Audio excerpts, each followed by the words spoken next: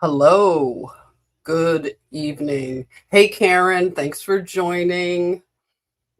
I appreciate that. Yes, tonight's live is entitled After the Fall, the Short Season, and What Comes Next. Karen, let me know what it sounds like while I make sure Instagram is live. I have to go in and make sure Instagram is live manually. Okay, Instagram is live, and I'm waiting on you to tell me how everything sounds. The levels, are they good? Okay, thank you. All right, so I want to jump right into this subject because it's deep.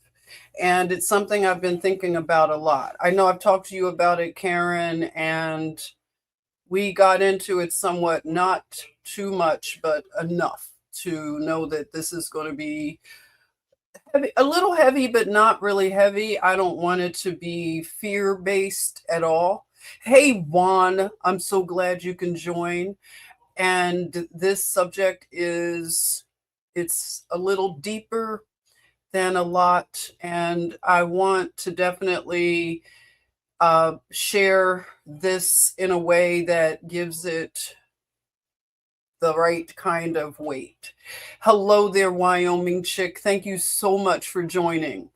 So I'm going to jump in and I wanted to share. I did a compilation of some of the young people that are expressing how they're feeling right at this moment. It's a lot of similarities, okay, with the way people are feeling. You may relate, put it in the comments. Hello, 420 Wild Dragon. Much love to you. How's it going? All right, so let's look at and listen to some of the young people and hear what they're sensing in terms of the days that we're living in. Amnesia is a symptom of trauma, right? Like it's something that people who experience trauma have. So a lot of us, we've had amnesia our whole lives. It seems like the entire world has time amnesia now. And it feels like it's been that way since the pandemic. Like years are blending together, months are blending together, weeks are like everything is blending together. Like, oh, people are like, oh, that was like 2 months ago when it was really like 3 years ago. Are we just collectively traumatized? Like can someone answer? Like I thought that was a thing that's supposed to be like a related to like an ailment. Has anyone else noticed that like the days Okay.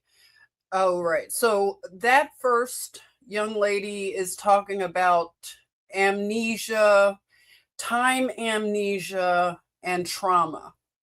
And a lot of us have experienced trauma in our lives. That is one of the things that happens in this realm, unfortunately. What we are living through for this particular life cycle on the earth realm, unfortunately, trauma is a big part of it. So, what she was expressing is a form of amnesia that she's feeling. And, they're putting the best words they can find to describe what they are feeling. Now, let's listen to this second young lady talk about how time is feeling off lately. Let me know if you're experiencing anything similar. Let's hear her out. like flying by. Time feels off. I wake up in the morning and then next thing I know it's nighttime and it's like, what the hell did I do all day? I'm over here thinking it's still January. We're in friggin' March. Like even the months, like the days, the years, like just everything is going by super fast. And it didn't always feel that way. I feel like time used to drag. Like, you know what, besides the time, honestly, everything feels friggin' off. Okay. So that young lady is expressing things feeling off. And it's just a lot of similarities with the way people are feeling about time and sensing just what's happening, right? Okay, let's listen to this man talk about what he's experiencing. Why does everything feel so weird? Ever since 2026, I wake up, I feel weird. I take a shower, I feel weird. I drive to work in the dark, alone, I feel weird. I'm at work, things feel off, I feel weird. I eat lunch. I try to focus on like checking out the news or my computer, and I just feel uneasy. I can't settle in, so to speak. Everything just feels weird. I talk to coworkers, it feels weird. My weekends, I feel weird. I have a hard time falling asleep. I have a hard time waking up. And I don't know what the hell's going on. Is it just me? Does anybody else this year just feel weird? I can't even describe it. I just feel weird. Nothing feels normal anymore. Life doesn't feel normal. Going to the store don't feel normal. Going to work don't feel normal. Watching a movie with your family don't feel normal. Am I normal? Are you normal?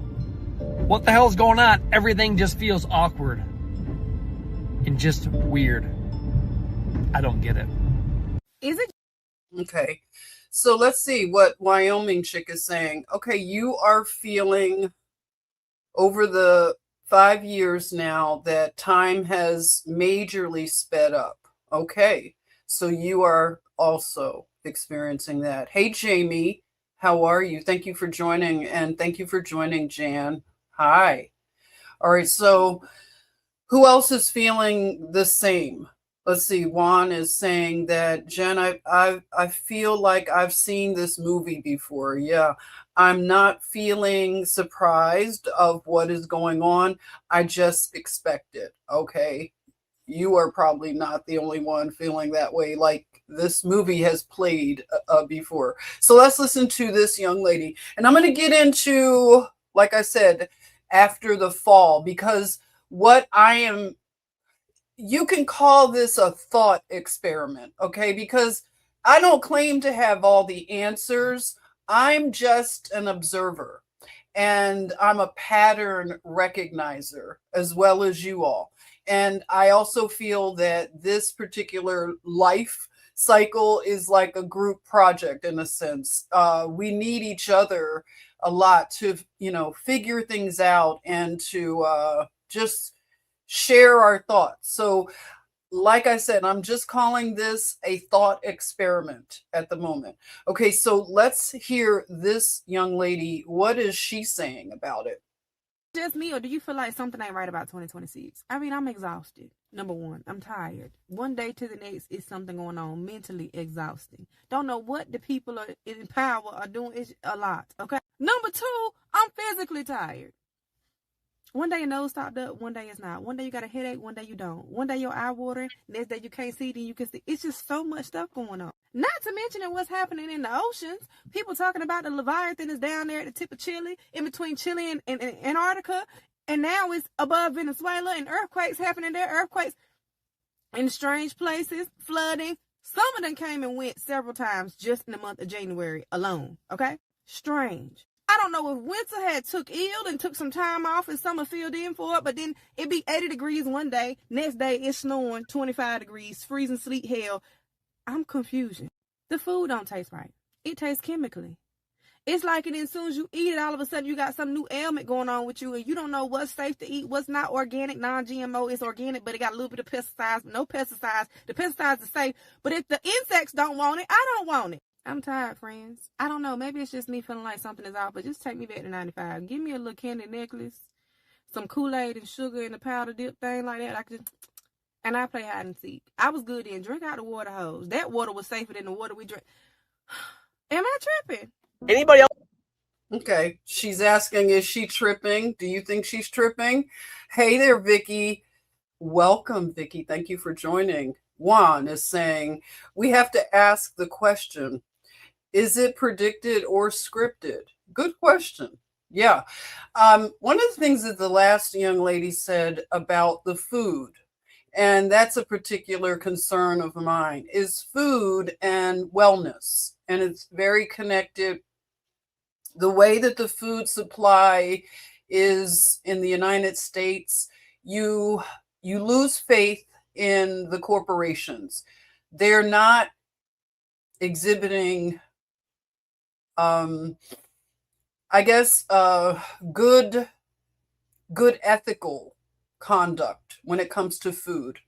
And it can be demoralizing when you have to maybe settle for food that you know is not good for you, because trying to eat good food is extremely expensive for a lot of people, and it's out of reach for some people, if they live in what they call a food desert. And we already know what it does to the health of people that live in food deserts. I've been a nurse in hospitals in communities where it is a food desert for sure. And the ailments that you see, it really gets to you, because you know that there's a direct correlation between the food and the health of the people. And that's why I'm calling this After the Fall, because we're currently living through a fall, a collapse in a sense.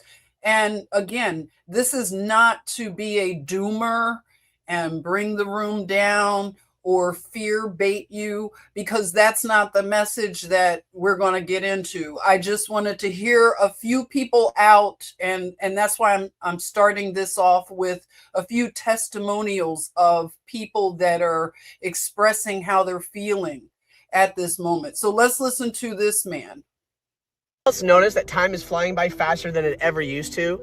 Even in my 20s, it didn't feel like this. I could get off work at 6, go mow my yard, have some beer, hang out with my buddy that lives next door, go do some errands after work, and it'd be like I could get so much done between 6 and like 9 p.m. And now I get off work and then it's the next day. It's flying by. It doesn't seem right. Like something is off, and I feel it in here. It's true, and I can't explain it. But time is not the same. And it just seems to me that everything's just changing at such a rapid pace.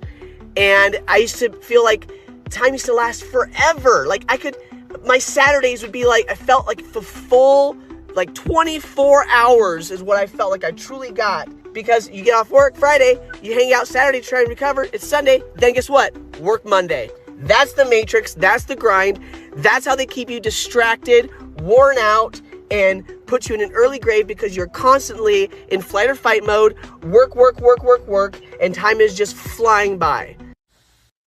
Okay, so what do you think? Juan, thank you. No fear here, Jen. Good. Hey, Kathy, Sky Song. There you are. Hi there. So let's see what Jan is saying. Jan is saying we are not the same people anymore. My life has changed so much. Exactly, Jan. That's what a lot of people are expressing also, is that people and yourself, other people and yourself, are not the same, especially people that you thought you knew at one time, just not the same. A lot has changed with people since 2020. And again, it can be demoralizing. Also, it can get our attention in such a way that we respond accordingly. And that's what I hope to do in this thought experiment, is to just, again, share some of the best practices if you have any out there. But I also want to share the hope that lies ahead. In spite of all of this rapid change that we have undergone in this world, because it's global. I know that 420 Wild Dragon is experiencing a lot up there in Canada, and over in Europe, we have family members that join us from Europe, and the changes that they're experiencing is very similar.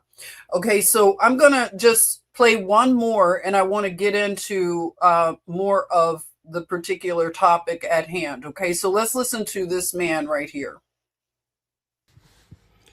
I don't know about y'all, and it might just be me, But since 2026 came in, New Year,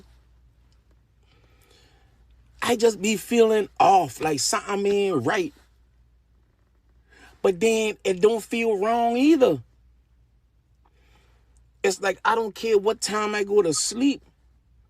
I right back up between 3 and 5 o'clock in the morning just looking. And sometimes I won't be outside.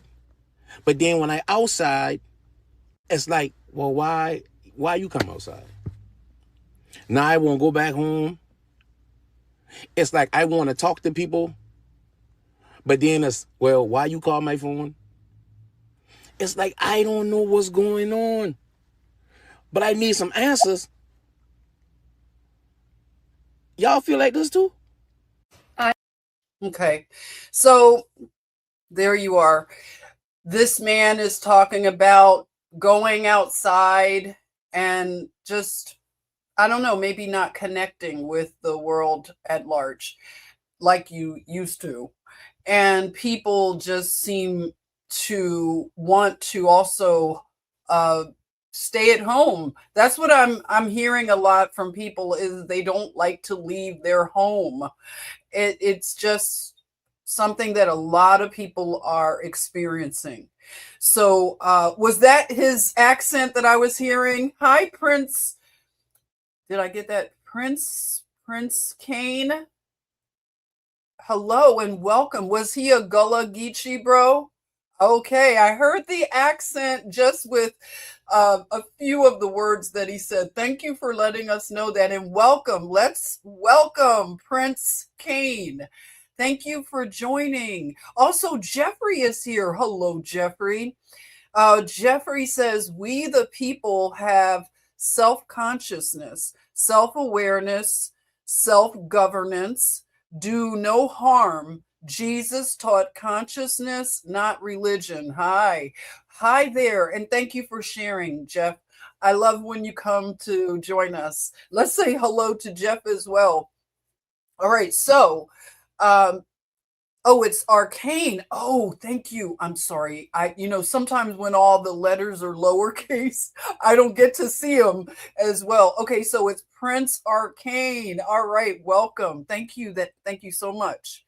All right, so yeah, and you're saying that too, Jan. Something about, I think we're leaving 3D.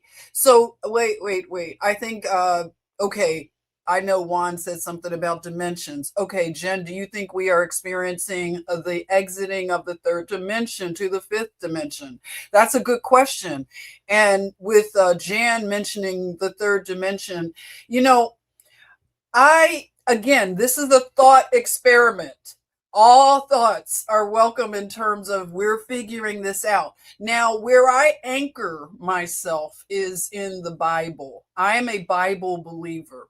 So that's where I ultimately anchor all of my thought experiments, and I look for alignment there. Okay. And that's where I want to look and let's see what we can find in some of the things that I have been reading in the book of Ezra, Edra's. Okay. I have the Ethiopian apocryphal, book. I've been loving this. I haven't been reading it like I want it, but I could not put this down last night. I fell asleep with it. I didn't have any devices. This was my device. And I want to admit something to you all, is that I have become so technologically centered that when I'm reading a book and like touching anything analog, and tell me if you experience this as well, I find myself doing these things with my fingers, trying to expand the words in the screen. No, I have to get into the books, touching books again more. So do you find that you do that? Tell me the truth. When you're reading something analog, book, tangible, are you doing this? Are you trying to make the screen bigger? Because I have to break myself out of it. Hey, Molly. Molly's here. Welcome, Molly. You crack me up when you call me Professor. Professor Jen.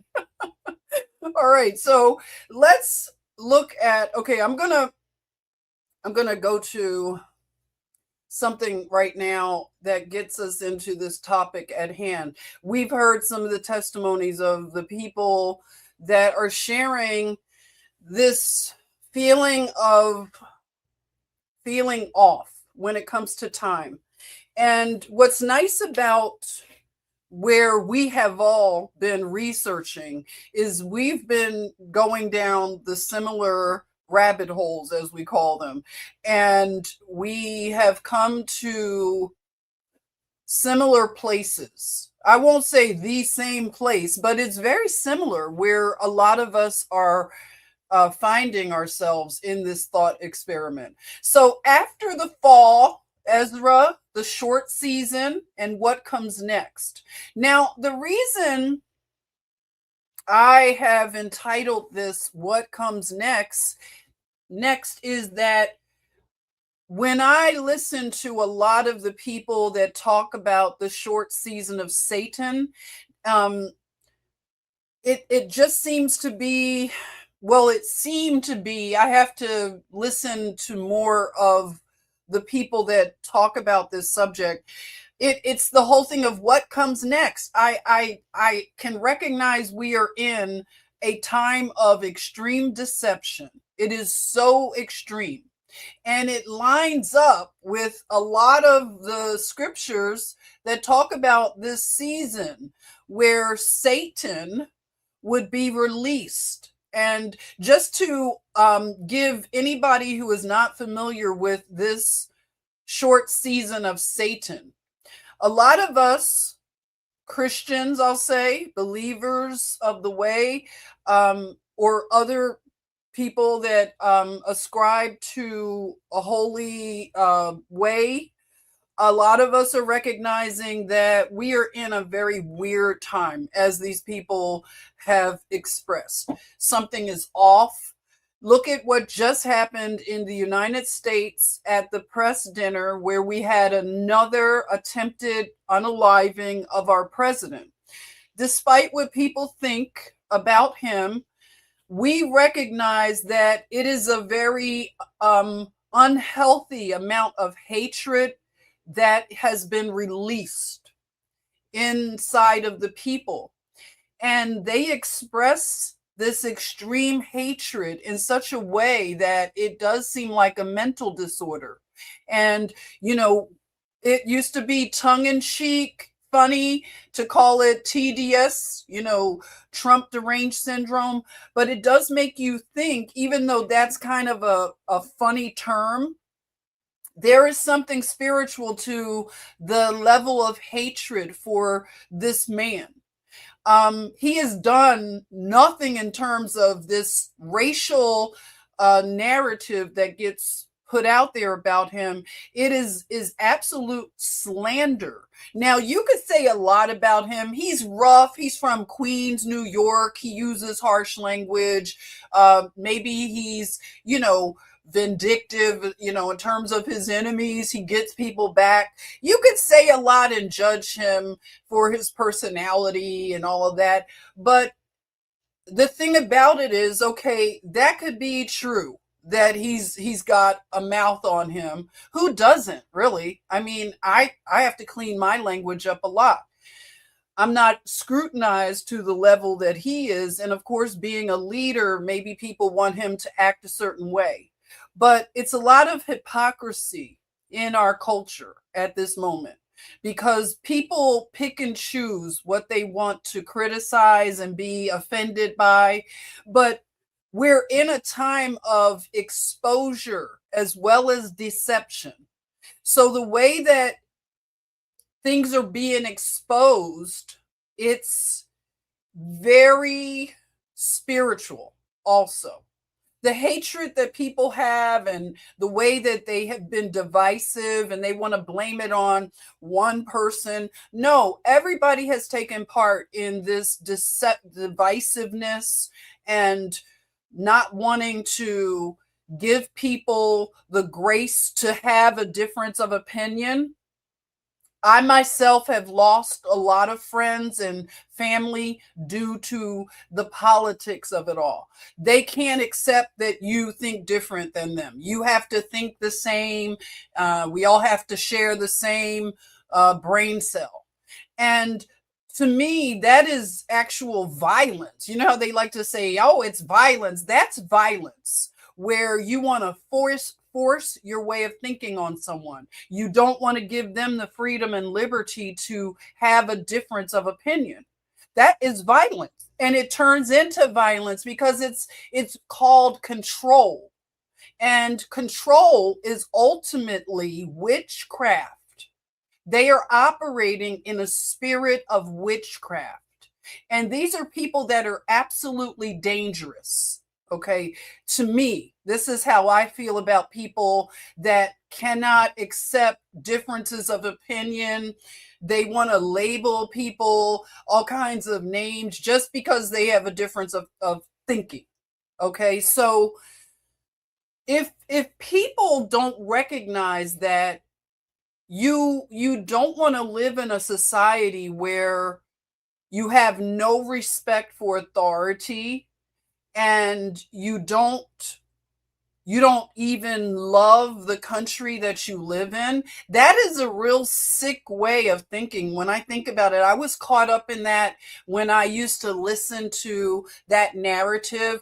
I was beginning to not like America and always critical of the country.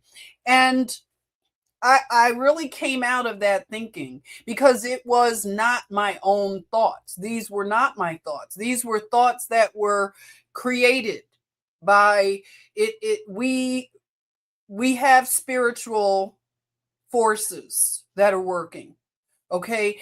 And this particular thing that happened at this press dinner this weekend, to think that people would be okay with assassination attempts on their president, whether you like him or not. If someone had done that to Joe Biden, how many times has this happened? I would be very disturbed. I wouldn't care about whatever Joe Biden said or how he thought. I would not want to live in a country that was okay with that. And it doesn't mean I want to leave the country. It means that I'm not okay with that. That's not the kind of country that we should ascribe to, where someone is just, a teacher of all things. Teachers have become really not well in the head, teachers. As well as nurses, my profession of nursing, a lot of really bad psychological illnesses going on in the population of nurses. We got to see that in 2020. And I know a lot of people are drawn to the profession because they've had trauma in their lives. I was drawn to it because my grandmother was vaccine injured when I was a little girl. So I used to help in her caretaking, and that made me think about nursing. So that came from a place of trauma, you could say. And a lot of people are drawn to nursing because of that. But teaching is also attracting a really sick mind. A lot of teachers, when I look at just their ideology, it's really sick. And we are going to have to do something about this in terms of bringing people back from the edge of total insanity. And it has a lot to do with the media and the apparatus around it, educational institutions, and what they're doing to foment this hatred of our country, hatred of our leadership. And it's wild. You know, I know a lot of people are saying, "Oh, it's a hoax." Even if it's, if you want to go down that road, that it's a hoax, I don't know where that's going to lead, because it's still a problem if hoaxes are being perpetrated, which I know hoaxes are perpetrated, in our culture. And I haven't had a lot of time to think about a lot that's going on. It's just, I wanted to throw that in, the assassination attempt, because this is where a lot of us picked up on our research, and it was with John F. Kennedy and what happened to him and what it did globally. A lot of people were traumatized by that. And it's a lot there to unpack. And I'll get into it a little bit more. So, Ezra is a scribe, okay? And if you know what a scribe is, this is a person who writes and who can also get direct communication from the Most High Yah and write what they are given through dreams, through angelic encounters. And that is what Ezra, or Edras, if you want to go by the Ethiopian pronunciation, the apocryphal books, that Ezra was a scribe around the time of when the children of Israel were taken into captivity, and Jerusalem fell already, and they were carried away into Babylon. And around the time that Ezra is writing a lot of his books, it would be around the time that the Babylonian empire fell. So it's a lot of empires falling. And then we're looking at the Persian Empire. So we're talking Artaxerxes. If I didn't say it correctly, please forgive me. Artaxerxes, or Xerxes, King Xerxes of Persia, which is interesting because we are dealing with Persia still. Iran is ancient Persia. So the Persian Empire has now risen. Okay, so the captives of Israel, because Jerusalem fell, and is it King Cyrus? Oh wow, I've got to bear with me. I'm going to get, because Cyrus was a king that allowed the children of Israel to go back home and rebuild your land. Isn't that an interesting concept? Wow, Juan, thank you so much. Oh, I appreciate that super chat. Another book, Jen, The Shift to Fifth Dimension, Reminder for the Awakening Angels, Dr. Nikki Hammond. Okay, I have to write that down. All right, wait a minute, you guys, because Juan has a few books that I have to catch up on, but I'm writing them down because, okay, so this is The Shift to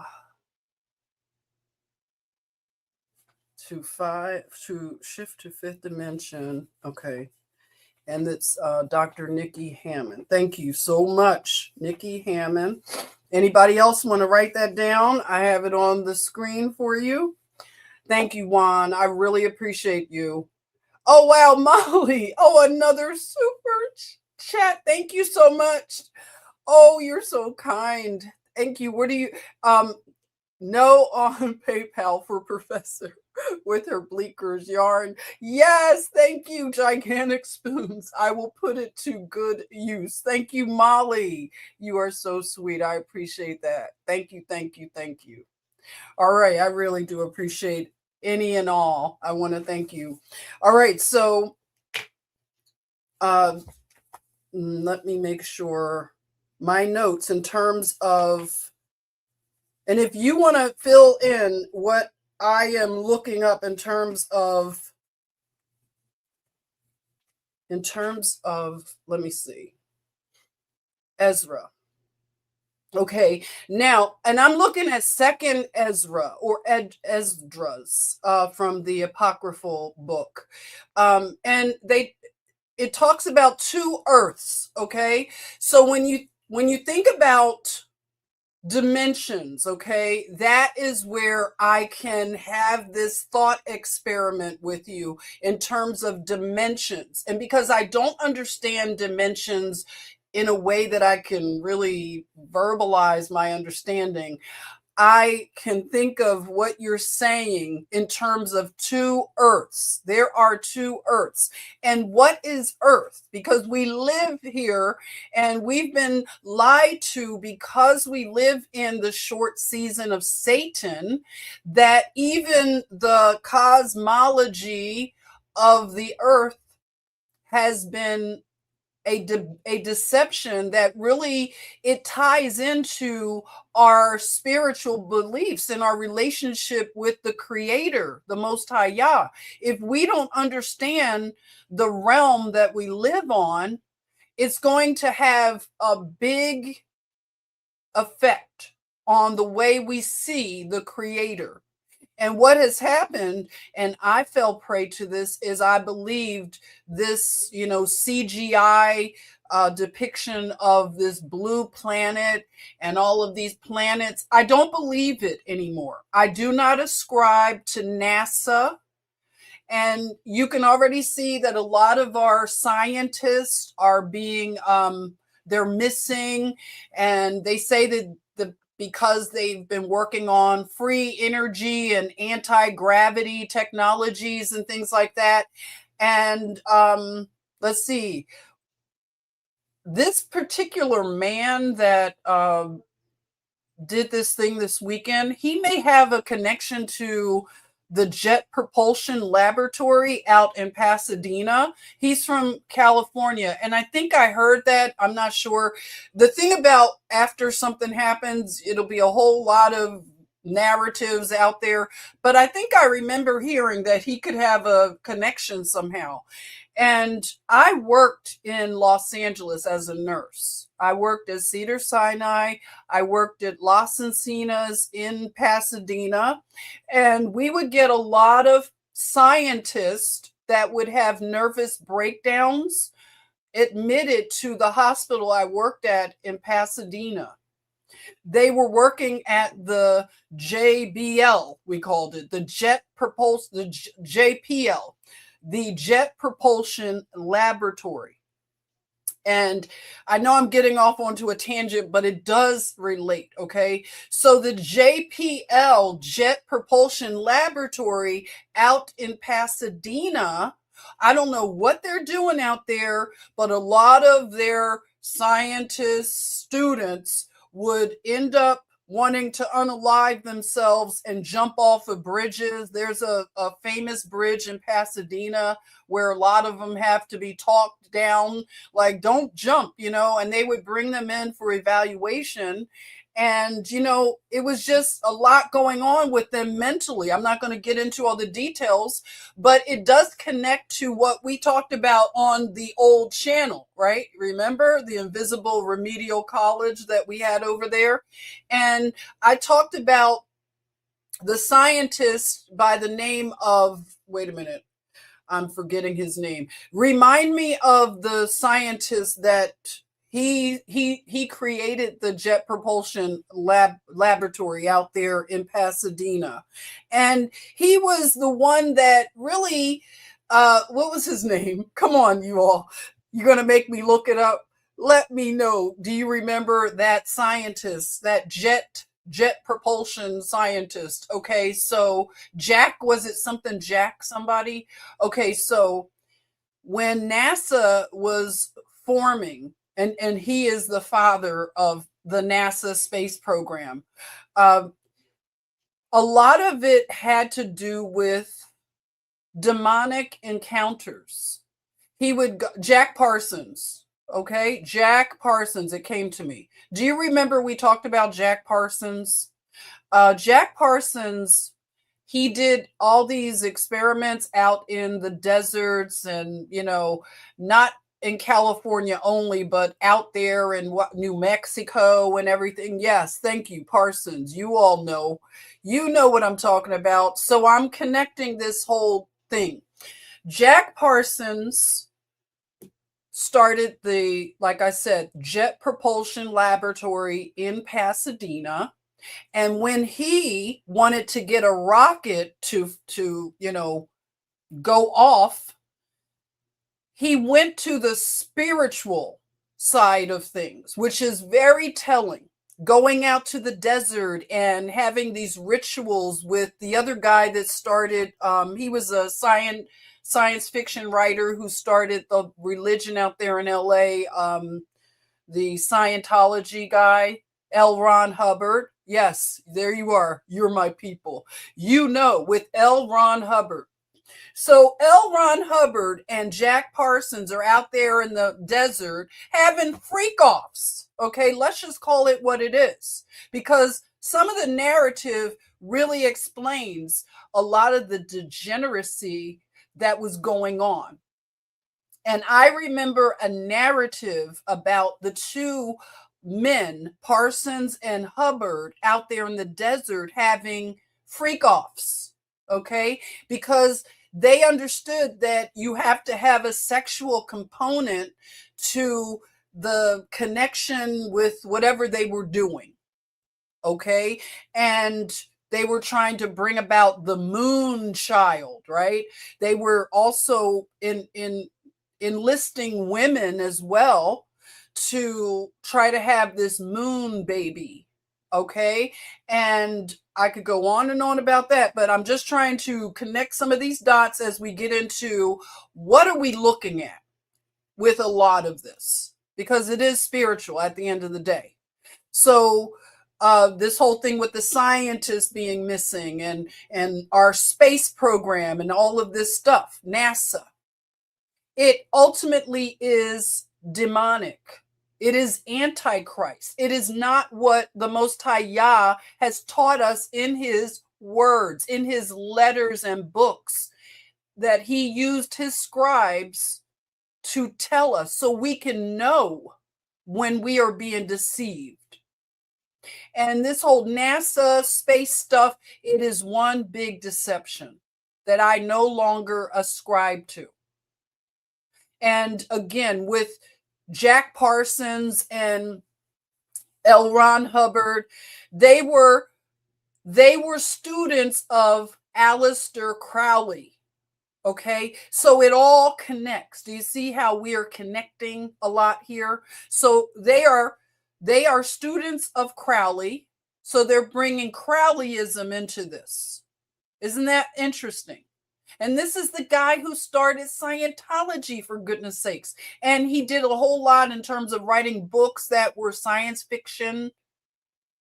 And okay, so they were having parties, and when, this is their time in life and all of their contemporaries. And you think about the stuff that we heard about with Epstein and Diddy. And these people are having, I'm going to call it all freak-offs, because that's what they were doing. They were having orgies, practicing degeneracy. And I don't care about all this freedom and liberty. It is ultimately what I learned from Madeline from Leaving Babylon. Again, I give her the credit for giving me the label for who these people are. They are the libertines. They believe in doing whatever makes you feel good. No boundaries. And they believe that the more degeneracy and sexual immorality that they can engage in, that they will ultimately bring about the kind of world that they want. They want to bring in, I don't know, they have all of their different antichrist figures and all of this stuff, but they do believe that this furthers their agenda. So it has a lot to do with sex. And Jack Parson and who is it? It's another, like it was the Golden Dawn or something. They were involved in the Golden Dawn, and they would have women, one particular woman who is assigned to, I guess, have the freak offs. You know, she's in a room, and you've seen it. I think they had a TV show dealing with Jack Parsons, and you know the kind of scenery it is. It's like the woman's dancing, her legs are spread open, she's busting it wide open, and you know the men are doing whatever to her, and it's all to bring about whatever they want, you know, on this earth, you know, unleashing holy hell on earth. And that is all connected to this stuff. And it's all connected to the group of people who have usurped our world. This would be when Satan was released. That's why we say the short season of Satan.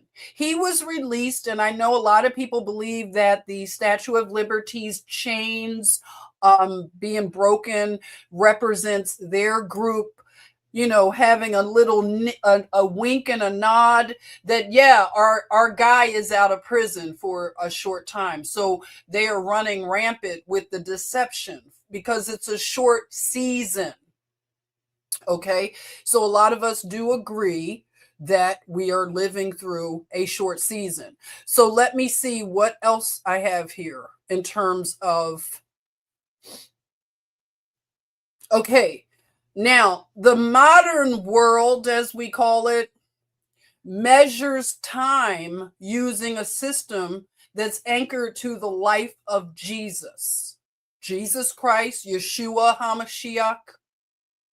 Regardless of a person's belief, everybody is participating in a time system that is anchored to the Messiah who has already come.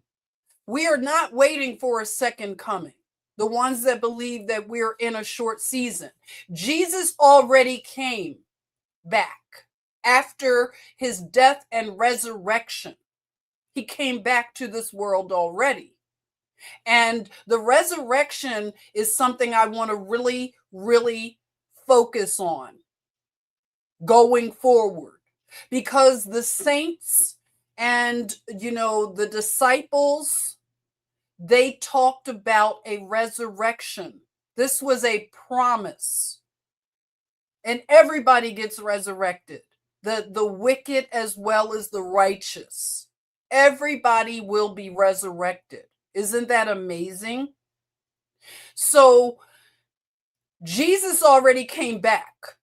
And I have to get over the fact that me sitting in church all of my life and anticipating the clouds to open up, I believed in the rapture for a long time. I believed, yeah, we're going to get caught up in the clouds to meet the Lord and the trumpet will sound. I was all into that, okay? Hal Lindsey, my mom had the book when I was a little girl. I was always looking through this book.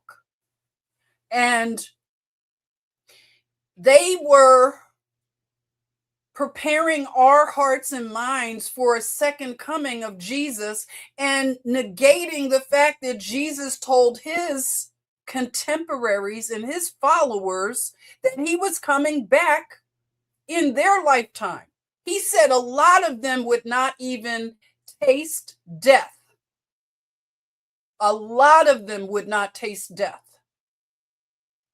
because he was coming back. And so what does that mean? They must have become the immortals right then, like instant transfiguration of this body, this earthly body that we're in, this fallen body that can only, you know, deal with this particular realm. So he was telling them, I'm coming back. He didn't say I'm coming back 2,000 years from here, from now. What kind of, like, when you think about that, I was like, wow, that makes him a liar, basically. Is if they're going to tell us that his second coming is going to be when? We've been waiting. I'm old now. And I've been waiting for this second coming. And I've been told to all these signs to look at, oh, when this happens, then the red heifer, and we're making all the utensils for the third temple. No, I reject it. No more. Jesus did not lie when he said, I'm coming back. And it's going to be in this generation, not some future generation, because that does not make sense. That does not make sense that he would just willy-nilly, oh, we just have to wait for when? How long? So it doesn't make any logical sense. And a lot of pastors are going to be held accountable for this lie that they have been perpetrating on their followers. It is a crime. And a lot of them are going to be judged harshly for this, because a lot of people's faith has been wavering because of it. They have lived their whole lives waiting for this second coming. That has already happened. Wow, Bridget. Thank you. Bridget's here. Welcome, Bridget. Perfect Sunday love. Thank you so much for that super chat, Bridget. I really appreciate you. And thanks for joining. Wow, let's give Bridget a welcome.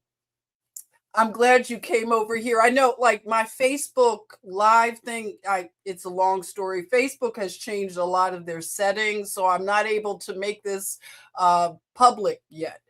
But it'll be made public because I know a lot of us are connected on Facebook. Okay, so whether you have another belief system, whether you do not believe in Jesus Christ, or you don't like the way his name is said, it's a Greek pronunciation, we get into a lot of the minutia of that. But I know when I call out for my Savior, he knows. I mean, I can talk to him telepathically. So I can call him by his Hebrew name, by his Greek name. He knows that I'm communicating directly to him. So I don't want to get into the minutia of that, because that is a lot of stuff that just wastes a lot of time, in my opinion. But again, our absolute time system globally, that means every calendar that is used globally is anchored to the life of Jesus Christ, regardless of your belief system, regardless of your cultural background, your language, your nationality, regardless. Do you see this? Do you ever stop to think that's amazing? That our calendar system, even though they've tampered with it, it is anchored to this one figure, because they consider when he was crucified and his resurrection, that is the pivotal moment of our time system. If you want to argue it, you will argue with the wind, because it's BC and AD, is it not? BC and AD. You give me another figure in the history of the world in which the whole time system is anchored to their life. You can't give me one. That's why a lot of people need to wake up to that. That's a fact. Take it to the bank. No matter how they tamper with time, he will speed up the seasons. That's why a lot of the young people are probably experiencing the weirdness with time, because it says if he has to speed it up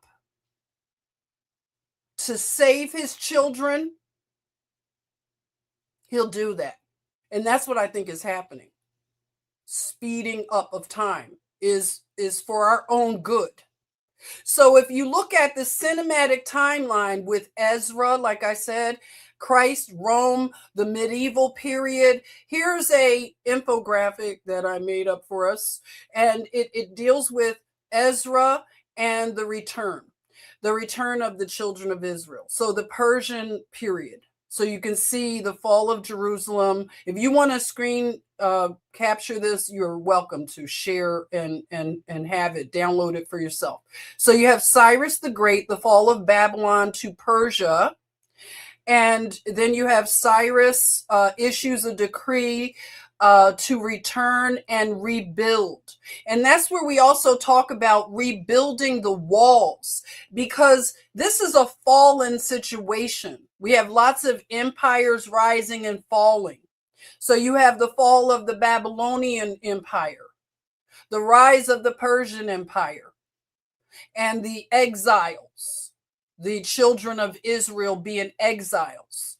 So you need a person like Ezra, who is a scribe, because he's going to help the people to remember, because the spiritual amnesia and what's happened, can you imagine being exiled and all of the confusion around that?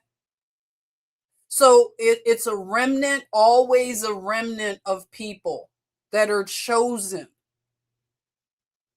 And they're the ones that are going to experience the restoration that comes. Because whenever something falls, it doesn't stay fallen in terms of the children of Yah. He is into restoration. So you see where Ezra leads a group back to Jerusalem. So they are rebuilding. And then we have the next part of the timeline. Now we're getting into, you can see the birth of Jesus and his ministry. And then now we change. See how the timeline, it becomes AD, after the crucifixion and the ascension and the return. And then we get into the rise of the Roman Empire, Augustus Caesar, all of those names that we're used to, Constantine, and Nero, who a lot of people believe that Nero was the Antichrist that we've been waiting on. I don't know why we're anticipating the Antichrist, but that's, that's the deception. That's the short season of Satan thinking, is where's the Antichrist? Pin the tail on the Antichrist, because everybody has been accused of being the Antichrist. At this point, I don't believe in an Antichrist coming at all. Okay, we've done it. It's happened. We weren't there, but yeah, Nero, I believe, is the closest to what they say was an Antichrist. So then we have the fall of the Roman Empire. Again, rising and falling of kingdoms and empires. And then now this is the period. Oh, look at this. Look how convenient. We're calling it the medieval period, the Dark Ages. So that's where the hidden timeline is, the one that a lot of us believe is the millennial kingdom of Christ, when he came back and those graves were, opened up.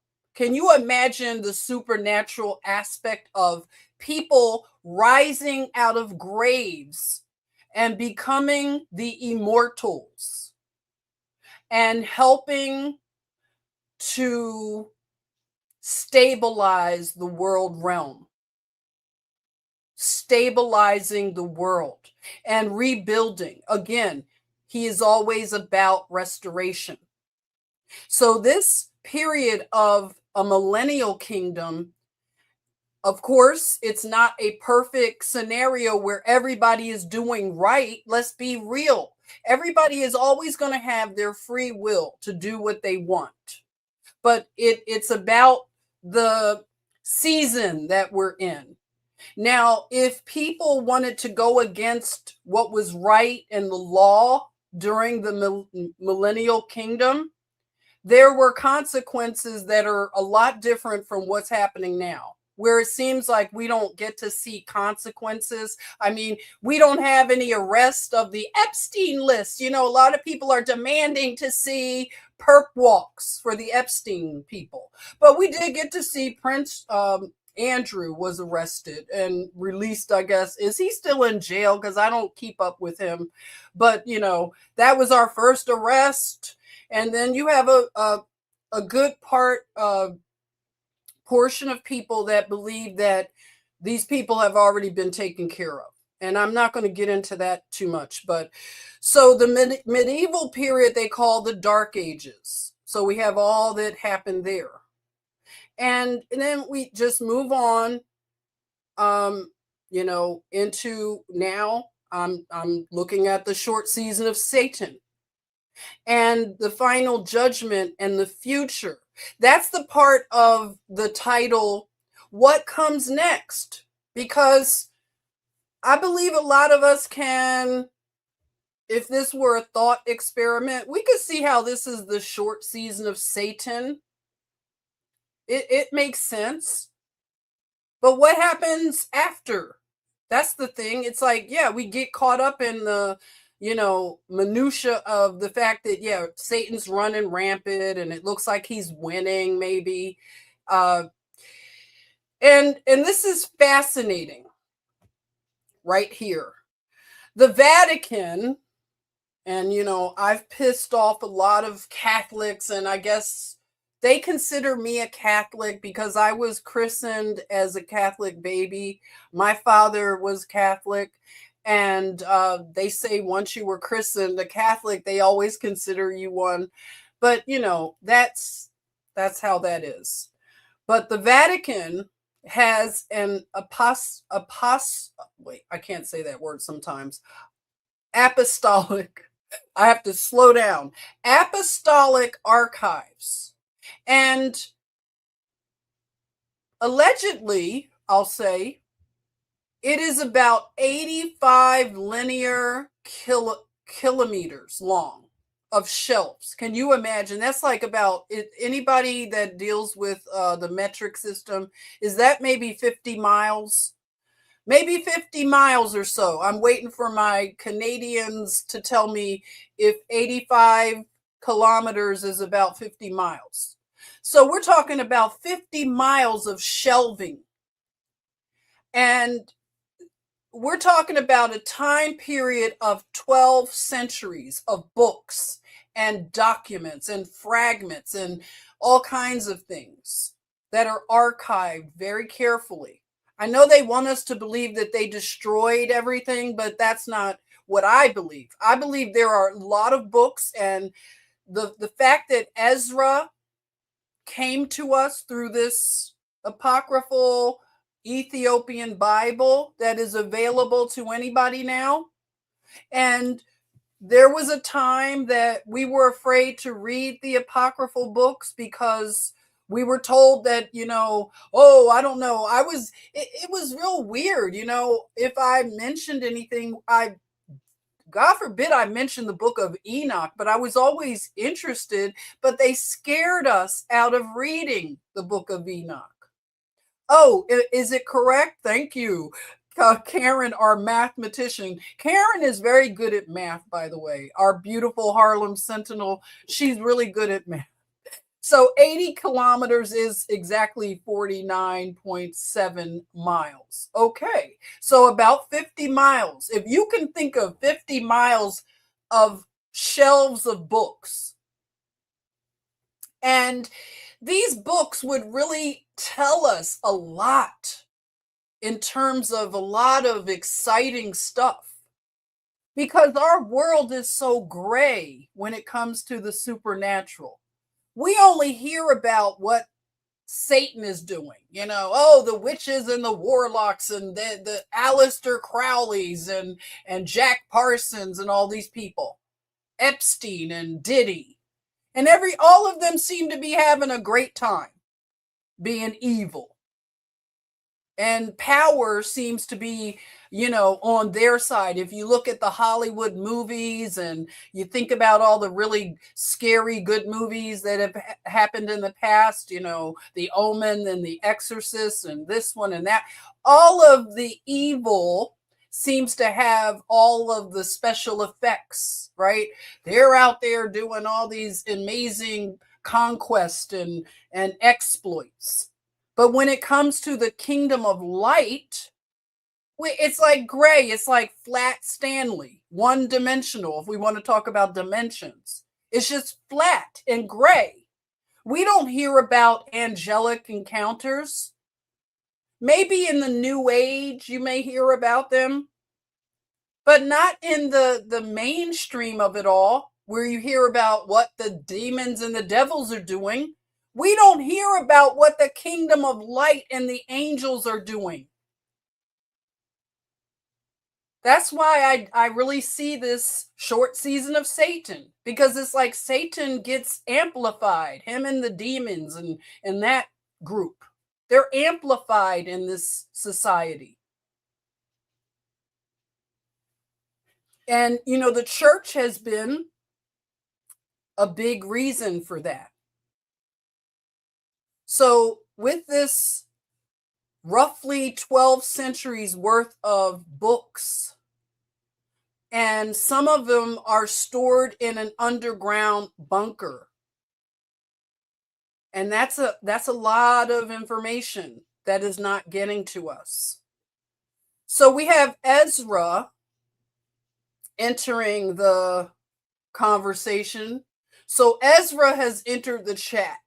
Ezra is a scribe, okay? And Ezra comes from the tribe of Benjamin. Ezra, and I'm not going to talk about him in the past tense because I believe Ezra is still alive, okay? If you want to talk about the second earth and other dimensions, Ezra is still alive. So Ezra is a scribe of the tribe of Benjamin, a Levite, a priest, who has been tasked with writing and restoring.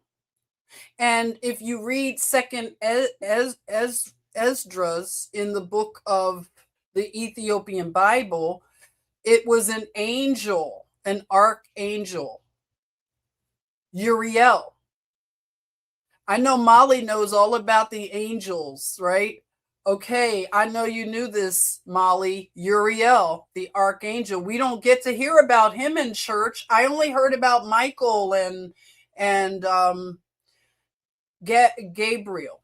Michael and Gabriel, who are, you know, archangels, right?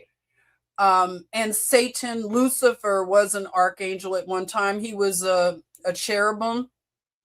So we have seraphims and cherubims, and you know, you may know a little bit more about the angelic, but Uriel is who took him on an amazing journey.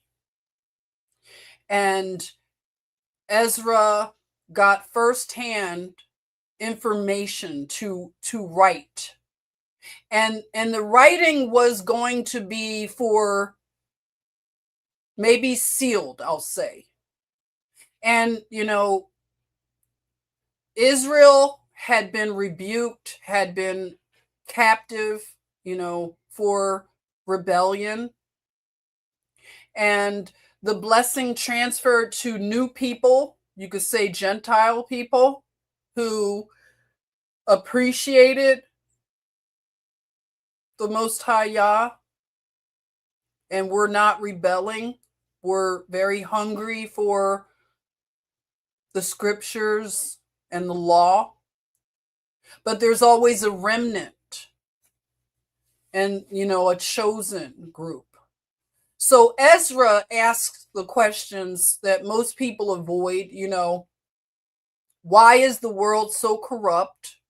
Why do the wicked seem to win? And why is truth buried? And the world is described as made for many, but the world to come for few. Humanity is portrayed as failing a test repeatedly. And a multi-headed eagle ruling the world. Power structures rising and collapsing, and many empires cycling through.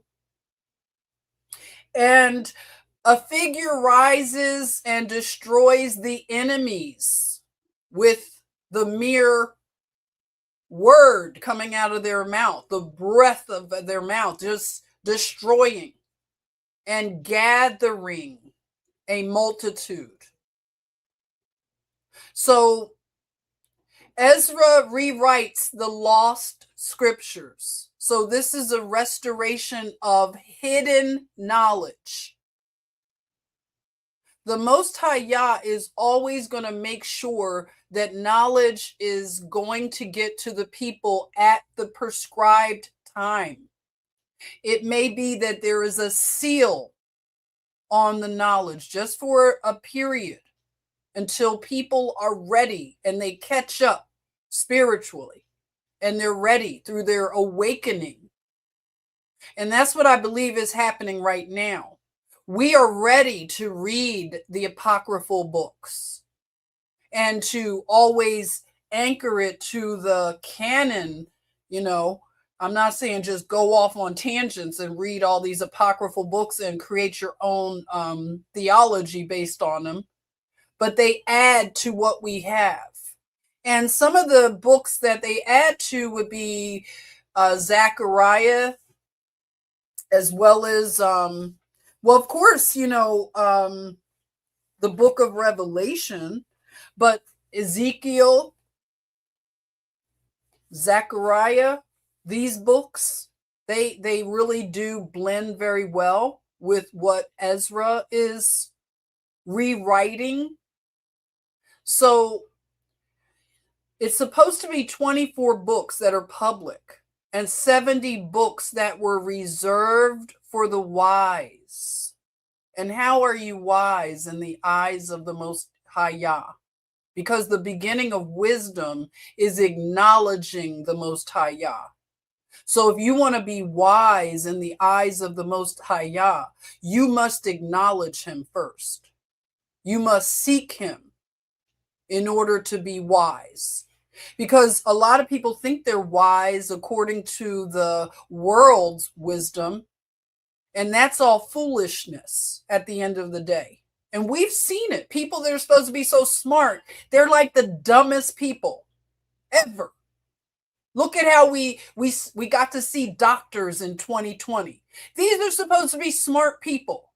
They became absolutely stupid in the eyes of many.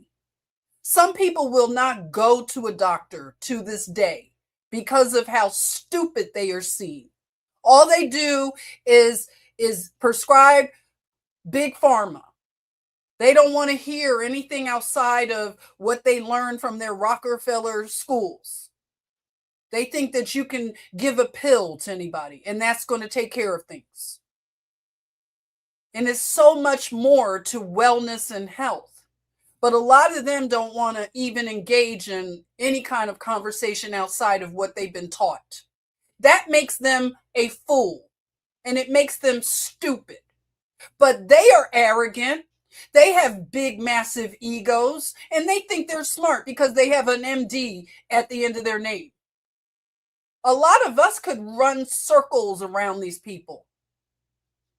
My grandmothers who never went to college could run circles around a lot of MDs. That was how smart they were. Well, John Dunning, welcome, John. Thank you so much for the super chat. John is saying Judas betrayed Jesus and in a sense, all of mankind for 30 pieces of silver.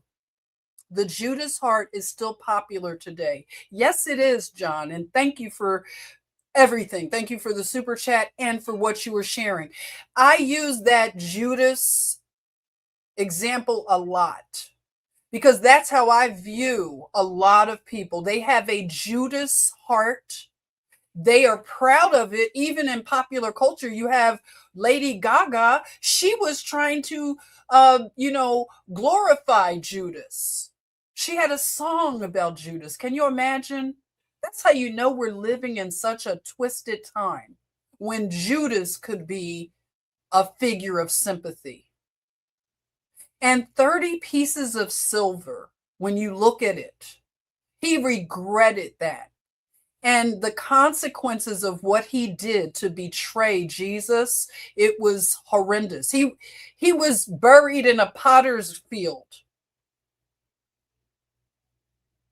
And I look at a lot of the people that betray us with this Judas heart that you have so wisely brought up is very popular today, to betray people for money.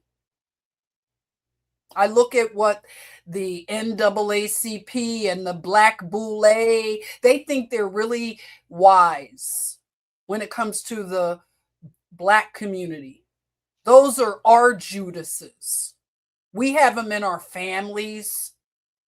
They're more loyal to their group, their little society that they're in. They're more loyal to these people who they have no blood ties to. They would soon as throw one of their relatives over a boat to be loyal to some organization. And it's very divisive. I went to an HBCU, and you think we're all sisters and we're all together. Not until they become part of some gang with their gang colors.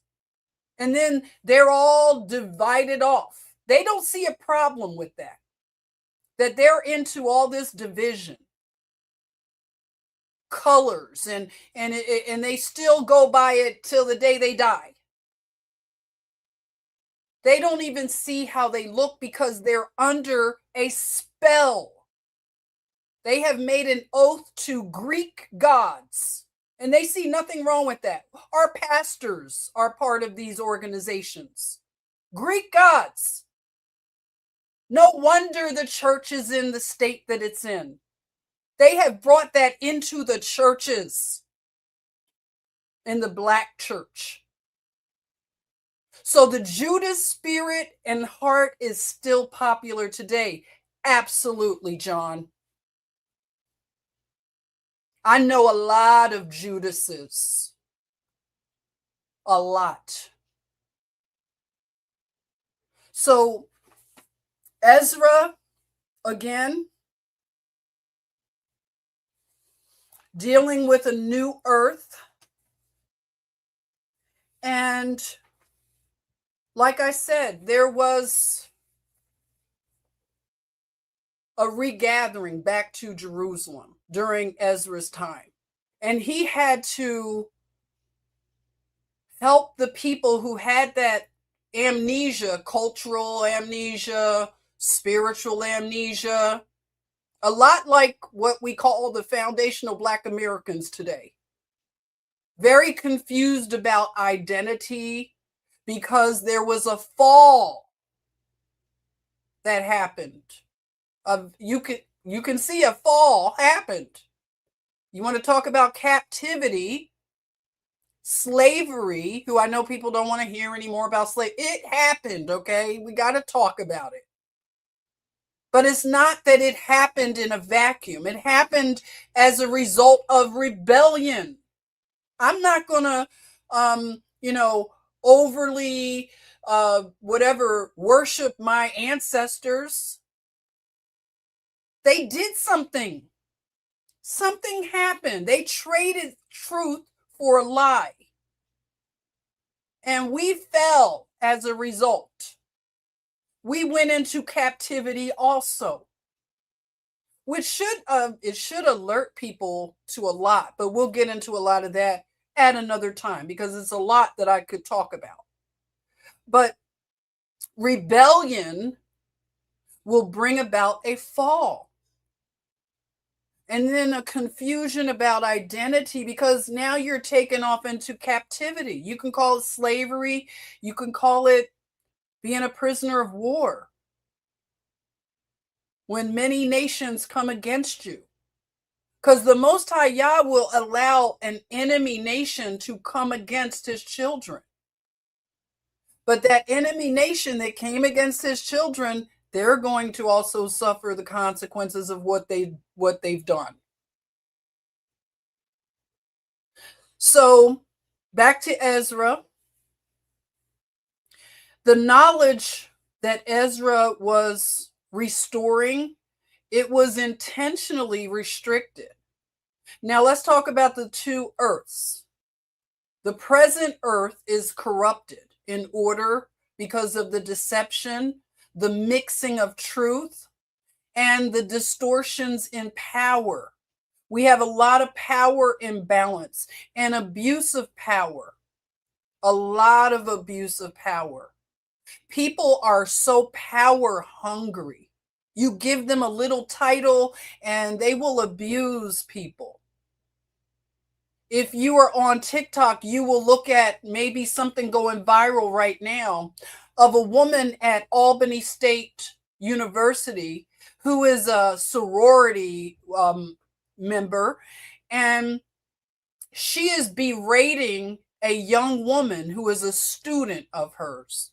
She's saying the most horrendous things to her, and this student was recording her. And she's a part of this secret society, and the young woman is pledging to be a part of it. And she's given this woman a lot of pushback and saying, no, basically, you're not going to just abuse me. And that's why a lot of these things are falling right now, because the younger generation is not going to put up with being abused. They're not like my generation, Gen X, who put up with a lot of this abuse by people, abuse of power. It's all over the place. People become sadistic with power, and they abuse people, and they justify their abuse. And this professor at Albany State University, she even brought up the woman's dead mother. It was horrendous what she did. So abused. She's threatening, I'll call the so-and-so. I'll make sure you don't become such and such. Just, abusing power. It's ugly. But one thing she said that it was very ironic. She told this young woman, we're going to have a coming to Jesus. All because this woman was falling asleep, taking little naps. Because when you're pledging to these Greek god organizations, they do something called sleep deprivation. That is very abusive. That's what cults do. That's the mark of a cult. When they deprive their people of sleep and they do ritualistic abuses on them. What do you think that does to the mindset of these people? What kind of people are they when they cross over? They change. They're different. Everything is reordered. Their sense of right and wrong has been altered. Because they have what you could call a reprobate mind. If they can abuse people and enjoy it, like a sadist. And we've heard that people do that. All the demonic groups, they do this. The ones that go to the Bohemian Grove, they do a ritual called the cremation of care. You've heard about that. Alex Jones told us about it. The cremation of care. That's when you're going to turn off your conscience. You're not going to care anymore. You can kick a puppy and enjoy it. That's a reprobate mind. And that's what we are looking at in this culture. A lot of reprobate minds. So this is what Ezra was dealing with the fall of the children of Israel. Power distortions and chaos. Wow, John, thank you. Another super chat. Thank you so much. You said, I did a deep dive into Arabella Advisors, now operating as Sunflower Services, Tides Foundation, Acorn, I've heard of that, International, and the Southern Poverty Law Center, SPLC. And you say a system within a system. Judas is in everything. Amen. And, I'm glad you brought that up because, they have all of their organizations all across our nation, and they're operating against all of the good. They are definitely working for Satan. When we look at the Southern Poverty Law Center, they send me things in the mail and they act like they're doing all this good. But it was exposed, if anybody doesn't know about this lately, they are funding racist organizations, a whole list of races, including the KKK, to keep racism alive. Because without racism, they don't have anything to work with. That's their power, is to keep racism fomented. And when you think about the whole thing that happened in Virginia, those were groups they were funding, the Democratic Party. And we've been saying all along that the Democrats created the KKK. They are the party of the KKK. Joe Biden went to the funeral of one of the Grand Wizards, didn't he? And they are the plantation that everybody talks about, because you can't leave. They don't allow people to leave without being abused. So yeah, so you're doing a deep dive. I can only imagine what you have found. But yeah, the Southern Poverty Law Center. So they have weaponized law. That's why we have so much corruption. We have a shadow government. But in the book of Ezra, it does talk about the shadow world is passing away. So even though it seems bad, the exposure should let you know that their time is short. Because the only way they've been able to operate is in secret, being cloaked by darkness. So when the light is shown on them, it breaks their power. So yeah, the shadow government, you mark my word on this, is passing away. If that includes the Democratic Party, that's what it is. They are on life support. They have people leaving in droves ever since that Southern Poverty Law Center exposure came out. Because a lot of people, they hate President Trump based on this lie that he's a racist. That he said those people that were marching in Virginia were good people. They have the media apparatus as a part of their shadow government. That's their propaganda arm, a la Joseph Goebbels. They use propaganda. Without propaganda, they would not be propped up. They couldn't survive without propaganda. In fact, one of their messiahs, Obama, he's the one that made sure that the American people can be propagandized. You've heard about that what he did to make sure propaganda is legal against the American people. What they used to use on other nation enemy states, they would prop up a radio station in all of these countries to propagandize the people, weaponize information. Well, it just turned on us. That's what CNN and MSNBC, The View, and all of these supercharged big mouths. The Smith-Mont Act, that's it. Yeah. And that's sick. that he would think it was okay to legalize propaganda against the American people. So back to Ezra and a renewed earth, an ordered realm. This is a ruled structure, enforced righteousness. So this is where the rule with an iron rod is going to happen on the new earth. It is not going to be a party where,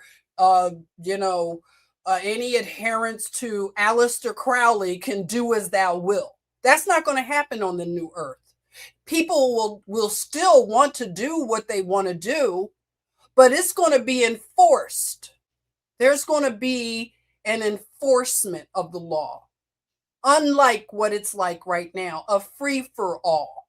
Can you imagine living on an earth where bad people really are going to be taken to task? Like nobody's getting away with anything? An iron rod, law and order really happening? That's what the new earth is going to be like. So let me get, I know that I'm a little bit long-winded, but let me cook, as the young people say. All right, so in terms of this all of this hidden information, a lot of it is open to us now. A lot of it.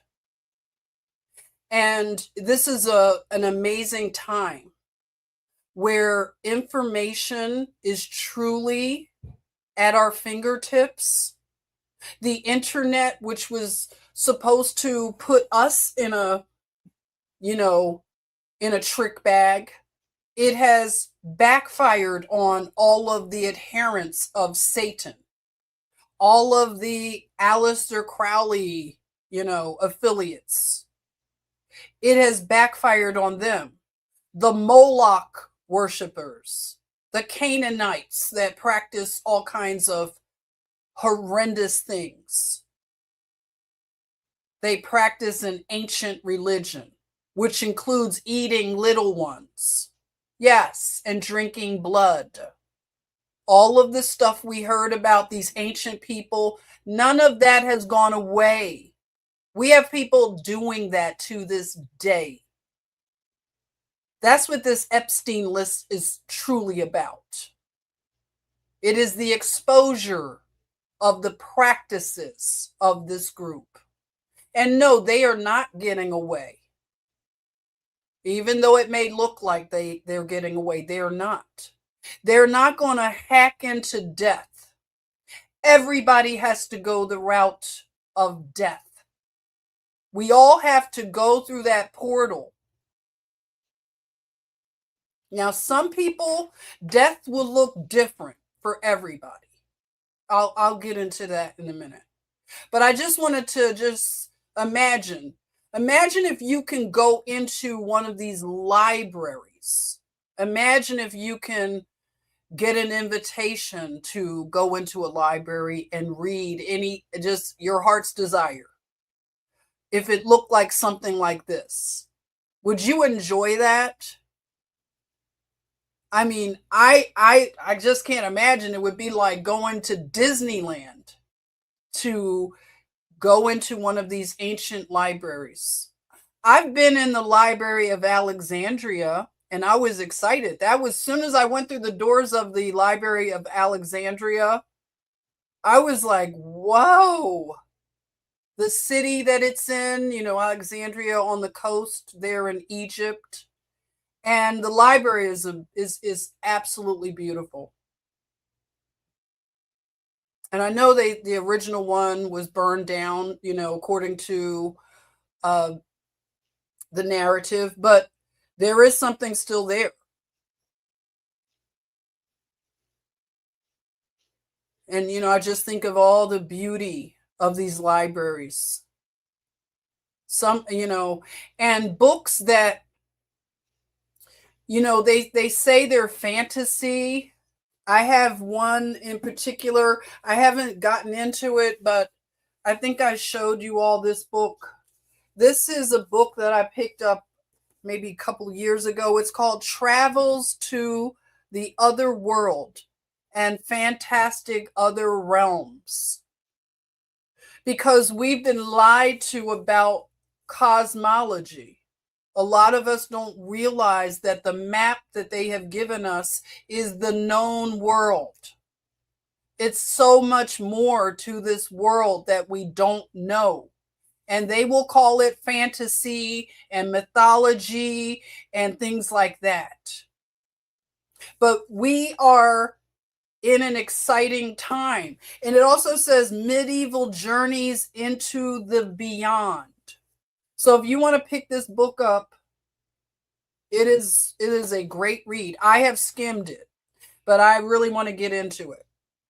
So, you know, when you think about some of these books, I talk about this book a lot. I know you guys are sick of hearing about it. I was gifted a book when I was a little girl, when I lived in Havana.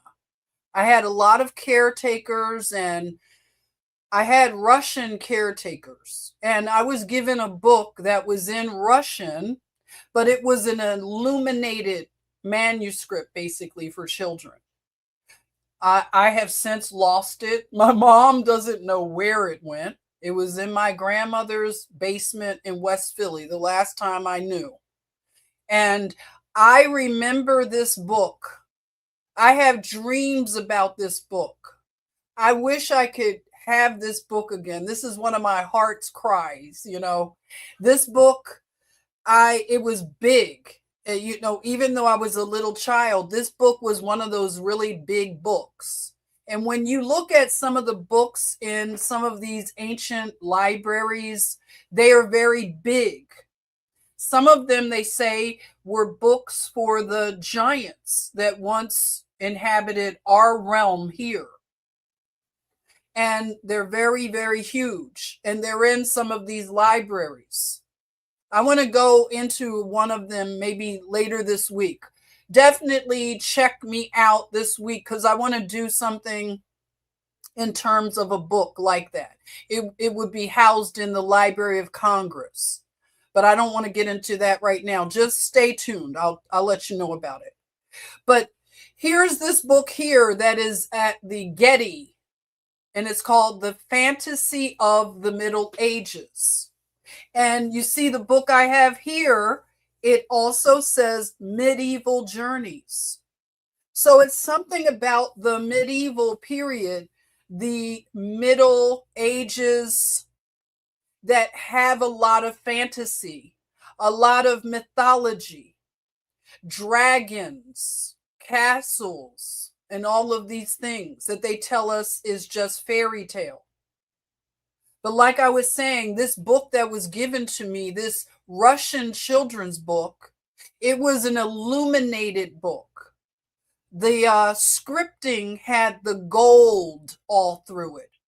Has anybody ever touched an illuminated book or illuminated manuscript, which has the beautiful calligraphy, and it'll have gold leaf in the font, as well as the artwork? The book that I'm talking about, that I just pine for, this Russian book, it had the beautiful Russian architecture and gold leaf all throughout. So it's something about this, and we have like this memory.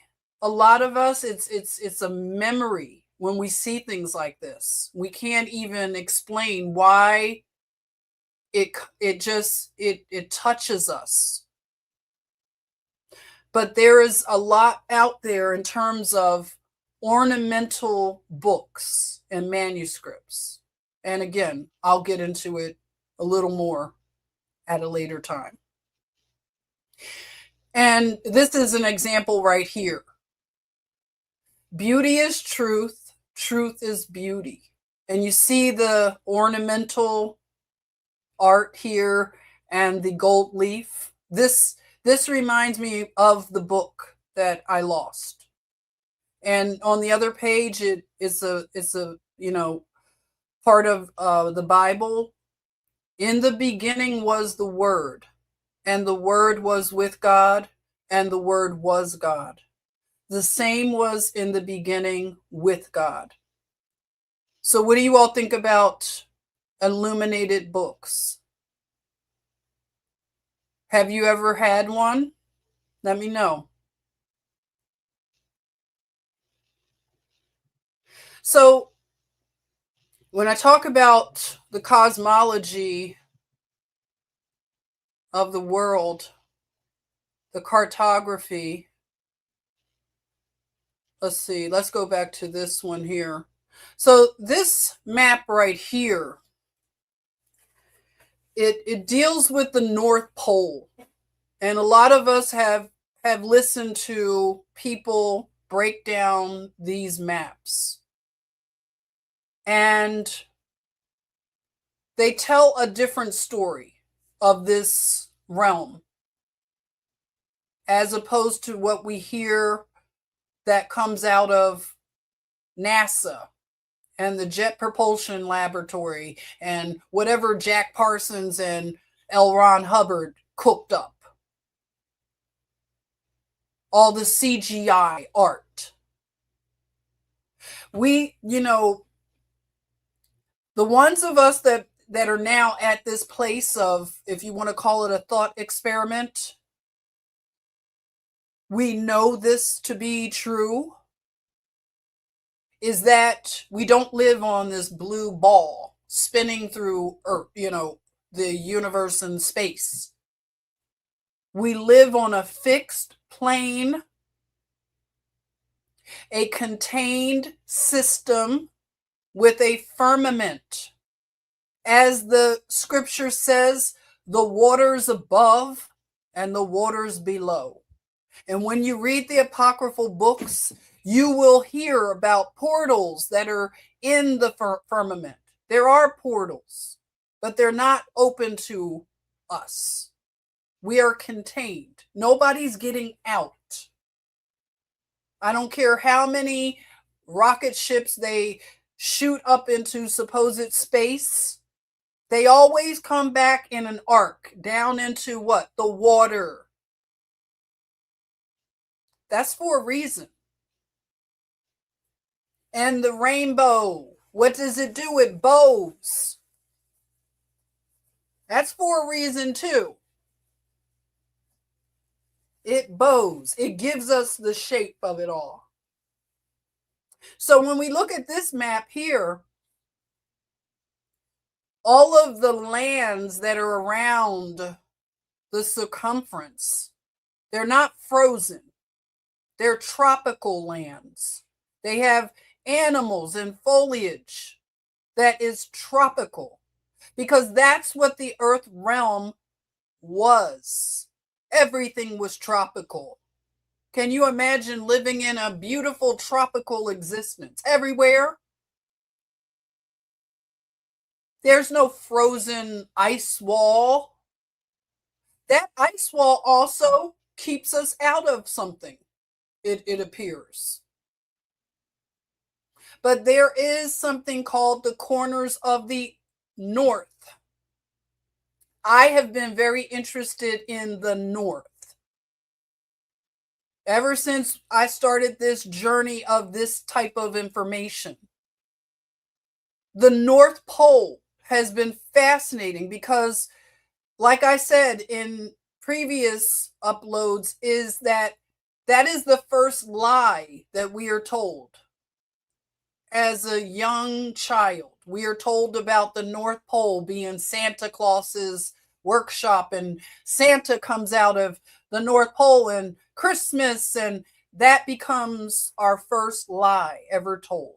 And people will defend the lie. I'm not trying to argue the lie. I'm just wanting to say what it is. It's a lie told to children, because eventually you have to burst the bubble of the child Or somebody bursts the bubble and tells the child, yeah, no, that's not true. Santa Claus isn't coming down your chimney because you don't even have a chimney. Hello? Your parents are working extra hours to buy you all this stuff that you're not going to play with in a day or so, in a week tops. But we used to really get into it. It's falling off a bit because we're now in a fall of this current short season. That's why we say it's short. So everything that's within it is coming to an end. And we're watching the collapse of everything. It seems like it's happening all at once. Hollywood is collapsing. The music industry, everything is collapsing. Our government is collapsing. The shadow government. Because they're a bunch of degenerates. They vote against things that are good. They voted against a person who's trying to expose fraud in California. They're trying to have a law that imprisons the person who's exposing fraud. Can you imagine? You can't be any more upside down than that. They voted against having it exposed that Congress is dipping into tax money to pay off all of their, I guess, sexcapades and the stuff that they have to pay people off. And it's a lot of them involved in it. It's like all of them voted not to prosecute or whatever. These people are degenerate. They are sick.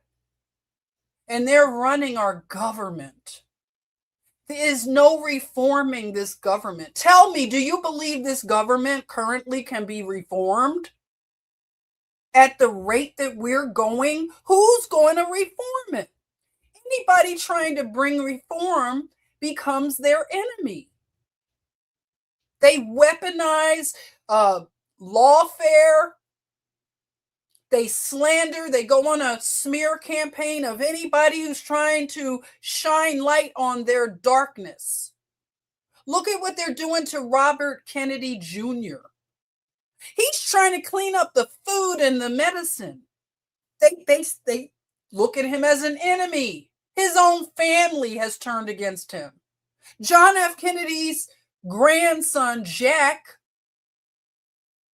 he teases his uncle, who was injured.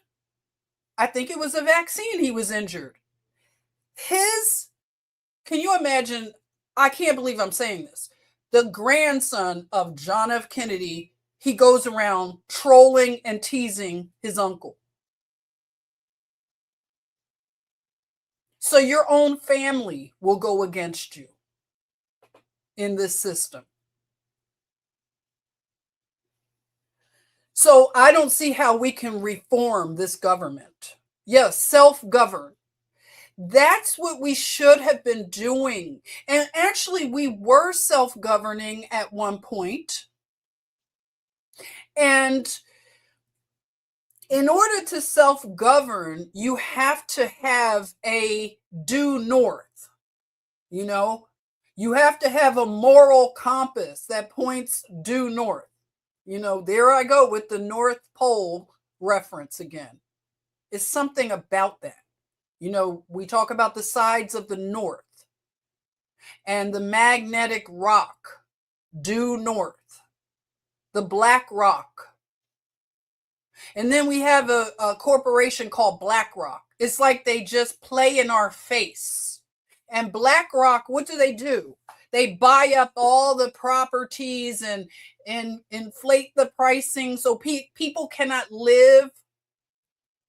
People become wage slaves and house poor and homeless and everything because of the rampant greed, corporate greed. These are the people that basically are governing our society because it's the corporations that ultimately become the shadow government. We got to see that in 2020. Every freaking company had all of their graphic signs, 6 feet apart, and they had little footprints all pasted to the floor. How did they all roll that out at one time? Coordinated. Everywhere you went, an airport, 6 feet apart, 6 feet, put your mask on, and all this stuff. It was coordinated, a corporate coordinated operation by the shadow government that rules this realm right now. The Satan, the libertines. So they've been exposed. 2020 was their big hurrah. That was it. Because there's no more public trust for them. The public actually hates a lot of them, holds them in contempt at this point. There's no trust in the institutions. It has backfired on them. But of course, they're psychotic. They're going to keep plowing forward until they have to be stopped, because they're not going to stop themselves. They are reprobate. They need to be ruled with an iron rod. And that's what's going to happen. Let's get into it. Okay, so the biblical cosmology we've talked about.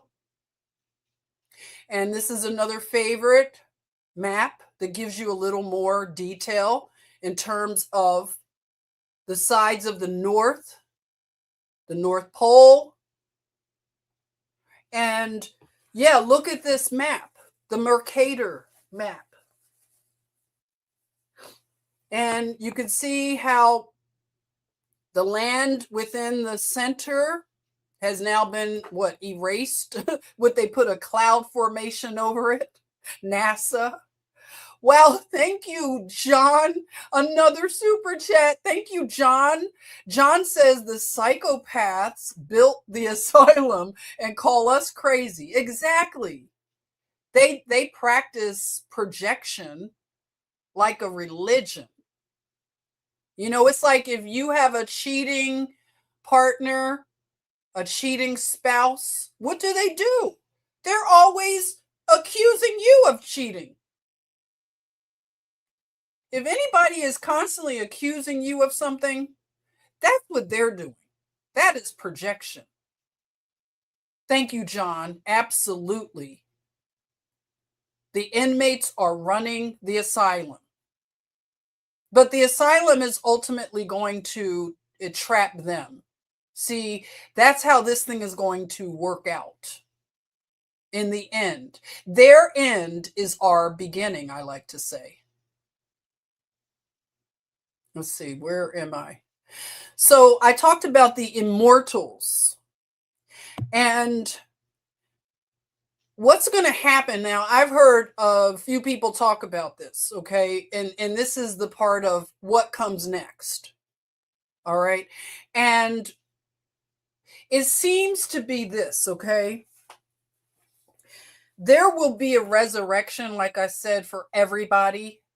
And once you go through that portal between this life and the next life, I'll call it, death being the portal, death is not the destination.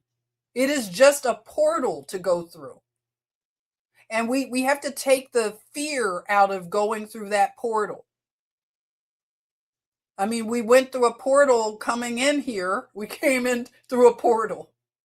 And we're going to leave out through a portal. And like I said, some people do not leave out the same way. Some people have a translation, I'll say, like a transfiguration. This is, again, a thought experiment based on biblical scholarship, that Enoch, he left that way. He didn't go through like a deathbed, or a car crash or a plane crash or anything like that, how some people leave out of here. He just was no more. He was here and then he wasn't. That's how some people, maybe some of you might leave out of here that way. You might be here and then you're not. I don't know. Like I said, it's a thought experiment. We don't all have the same birth, you know? We're not going to all have the same death. But the term death and the grave, it has been, what's the word? Defeated. Jesus Christ, through his resurrection, he defeated death. So he took the sting and the fear out of it, because we got to see, well, they got to see, that was that generation. They got to see him. He was walking through walls and eating fish sandwiches.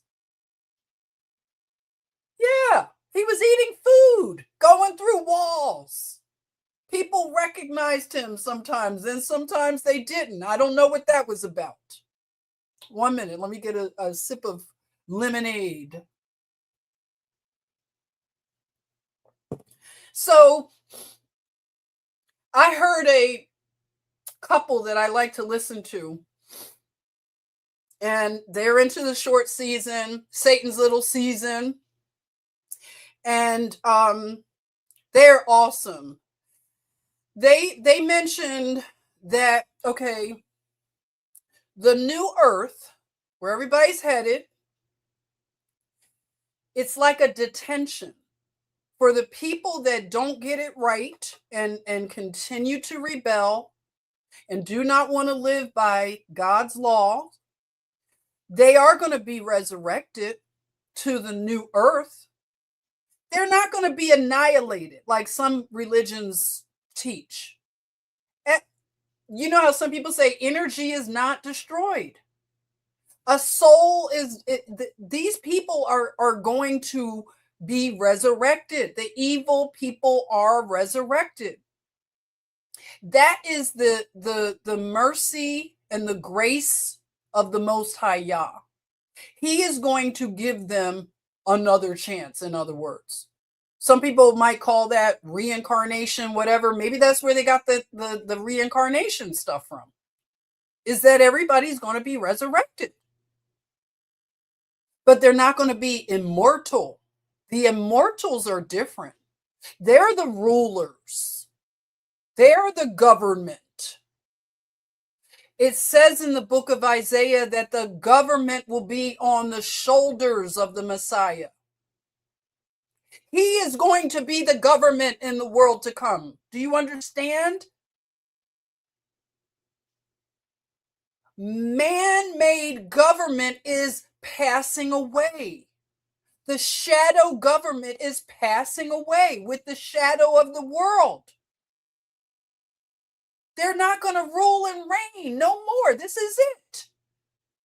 That's why they're desperate and scared. They are scared of death.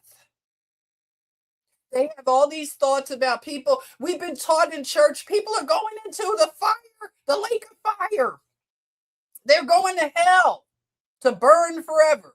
Did that ever make sense to anybody? Did you ever feel good about that whole scenario that people are going to be burning forever in a lake of fire?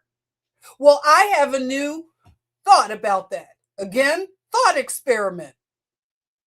How about that lake of fire is the new earth that they're going to have to live in, and they are living under judgment. We have not been taught what judgment really is. That is judgment for them, to be resurrected and have to live under an iron rule, a government of the Most High Yah, where they don't get to do what they want.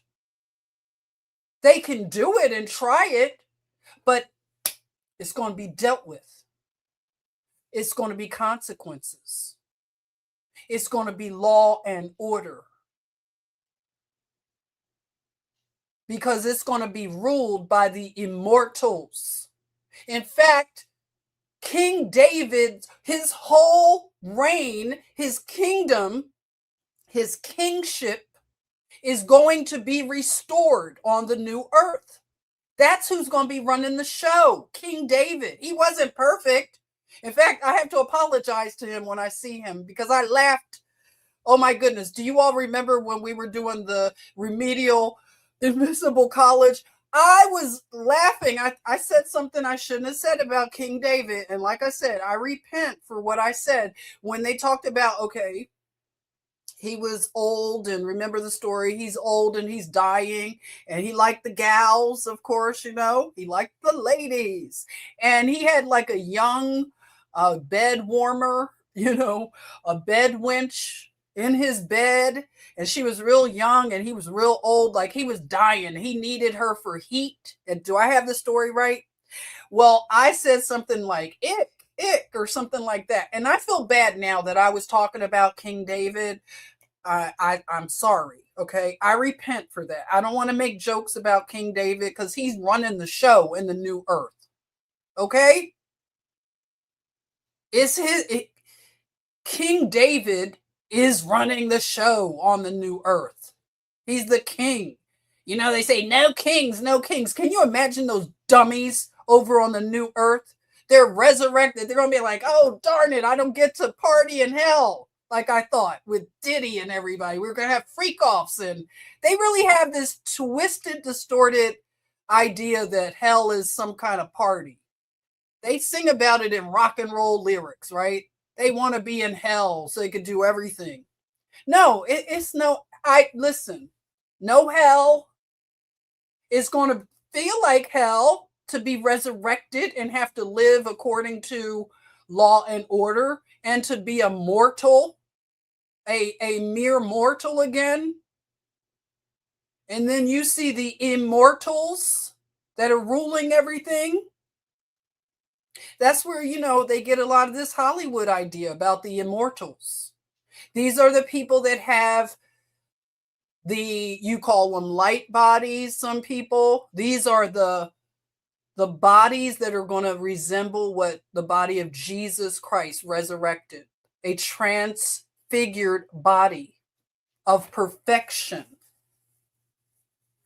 But of course, you know, there will be healing for the nations. They can come up to the city, New Jerusalem. That's where listen, let me just say, when my father was dying, I had a few conversations with him, and we talked about some things. You know, he was a little nervous about dying. He didn't seem scared, but he was, you know, it's the unknown. I understood. I have compassion because I have been a death doula for many people. I have helped them cross over into that portal with comfort in their mind and spirit. I have prayed with them. I have held their hands. I have given them baths, wiped the sweat off of them as they were chain stoking. The breathing, it's a pattern when someone's dying. Nurses, we know the dying process, the death rattle that comes with some people. And even, Molly, and animals. I've helped some of my animals die with dignity. My little golden retriever, Kalua, I helped her die with dignity. I didn't want her going to the veterinarian and being in a strange place. I had the veterinarian come to our home and give her, you know, the shot. It was the only humane thing to do. You know how golden retrievers age. It's not a pretty thing. The curse of death has affected the animals. The fall of Adam, that affects them. She had cancer, of all things. So my little Kalua, I had her out on the lawn with the blanket, and the vet came and gave her the injection, and she passed away in my arms. Some people are so cowardly, they won't even be with their animal when they're dying. They'll just drop them off at a vet and and the animal's in a strange place and doesn't see their family. We can't be cowardly about death, people. If you're the kind of person that can't go and see your friend dying in bed, like I saw with my stepfather, some of his cowardly friends couldn't come around as he was dying. Don't be a coward about death. That's when people really need you. And if you have a fear of death, you need to deal with that fear, because people are going to die around you and you're going to die. So why have this fear? Your pets are going to die. We need more death doulas that understand death, that can hold the hand of people and be there for them, answering their questions. Well, my father was asking me questions, and because I've helped so many people to have a comfortable death and not be fearful and just be present with them. And I started talking to him about that book that we dealt with. Remember, we were reading The Smoky God? And I just said, I don't know what made me say this. I said, Dad, don't hang on to this place. It's like a ghetto. Yeah, you're not going to be missing anything. Just, I was letting him know you're going to be fine. And for some reason I said, head north, Dad, head north. And I just said that, head north. And you know what? It was like his eyes lit up. It was like he had a memory of something. I couldn't explain it. I can't explain it to this day. But his face, his whole countenance changed. He lit up. He said, he just couldn't understand. I said, just head north, Dad. And sometimes I can't sleep because I think about that. Why am I so stuck on the north? The north, due north. And that book, The Smoky God, was so beautiful. It was such a beautiful story. But I know that my father almost had, it was like a memory that he had when I said that. So, I'm still, like I said, it's a thought experiment in a sense too. It's like, and then you just, it's something, it's a memory in there somewhere. So, and then, my stepfather, he, took the jab and the boosters and had turbo cancer. I was there with him. He thought I was a conspiracy nut when I was saying I'm not getting jabbed. But, he and I didn't see eye to eye. So anything I believed in had to be a conspiracy and ridiculous, right? He wasn't going to listen to me. But in spite of our relationship, it was good, it was bad. The Most High Yah put on my heart to forgive him, even though he didn't ask to be forgiven. He never said sorry for the, abusive ways that he had. But I was given grace and mercy to extend to him while he was dying. He asked me, am I going to hell? And I said, no. And I told you all about this. I made sure someone from the church came and comforted him. Another man that he would listen to. Again, he wouldn't listen to me, but I made sure somebody he would listen to came and comforted him with the word of God and the promises of God. And he was comforted leaving out of here. And my mother and I, we made sure, my mother is such a cleanly woman. She made sure he was never dirty. His sheets, everything, she constantly washing, and we were constantly keeping him clean, and he had dignity. One of his coward friends actually slandered us and said that we didn't do good by him. People are really wicked, by the way. You will learn a lot about these people since 2020. But we did everything we could to make him comfortable. And he was a tyrant, you know? But when you see somebody lying in bed just wasting away, fragile, what are you going to do? Kick a person when they're down, not forgive them? Maybe some people can do that. But I know God put that on my heart to be merciful and forgiving and loving. It was from the Most High Yah's heart that I was able to be my stepfather's death doula. And he died peacefully with dignity. And that's what a death doula does. Give dignity and comfort to those that are leaving. Because again, not all of us will leave on a deathbed. Not everybody dies the same. So again, the world to come, the new earth, will be a place where law is administered, a divine law with righteousness and precision to ensure order. And these are the immortals, the rulers. They are transformed in glorified bodies. They are incorruptible, glorious, eternal beings of light.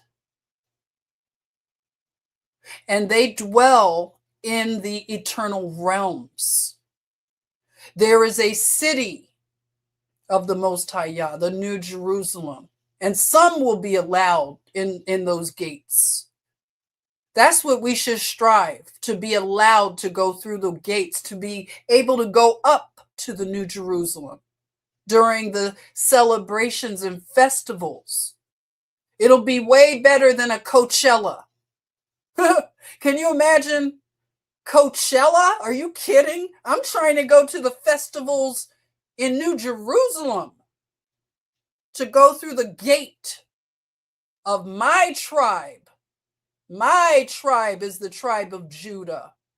I want to be able to go through the gates that the tribe of Judah goes through. I want to be worthy. But the people that will be the mortals, the regenerated, resurrected people that rejected all of this, they get another chance. It's like going to detention. You know, like the movie The Breakfast Club? They're in detention. They got to do right and be obedient to the law, the divine law. There's no suggestion. No, you got to do it. There's no more, it's an illusion of autonomy where you just get to do what you want to do. No, it's not going to be like that. They don't get to create my truth. You know, people, oh, it's my truth and your truth. Oh, no, it's going to be one truth to live by, not my truth and your truth. If it isn't the truth, it's not going to fly. They will live to serve. They will multiply. They will do what we were supposed to do in the first place. It'll be beautiful. They will be restored. If they had a reprobate mind, they will be restored. They will learn. This is mercy. So yeah, that's hell for people. That's the lake of fire they talk about. That's the fire, the whatever. That's the fire. It's going to be judgment. That's what judgment is. To be resurrected on the new earth and have to live under the iron rod. That's judgment. So when we talk about being under judgment, that's being under judgment.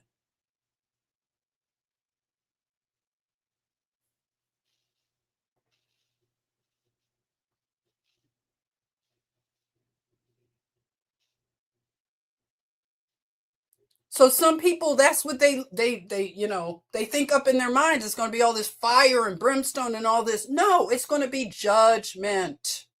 The final judgment. The nations will be judged for what they've done. So if deception ends, what replaces deception? Let me hear from you guys. I know I've been on and on, ranting on and on. I've gone on a longer time than I anticipated, but it's a lot to cover. What do you think if deception ends, what replaces deception?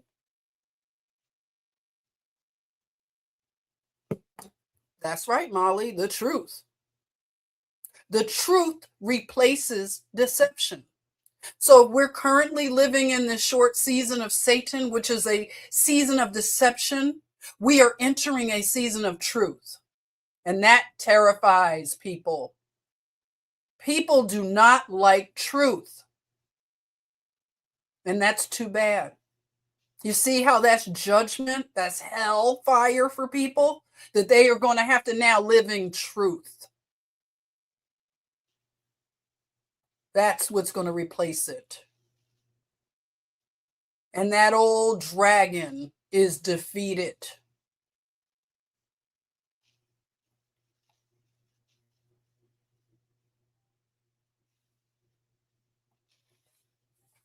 So this is what I want to show right here.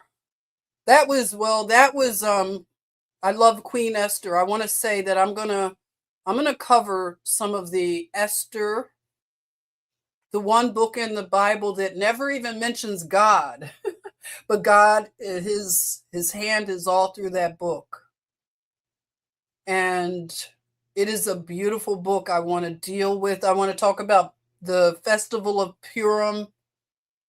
And, a lot of us should look into this festival and start to get into the festivals if you haven't done that so far. But, I wanted to show that the portal of death,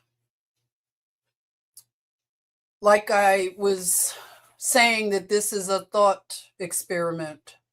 Imagine the unknown world. And how do you get to the unknown world? Can people physically do that? Like the book, The Smoky God, where they went into an unknown realm? I think about that, I wonder, do some people get to travel to these unknown realms?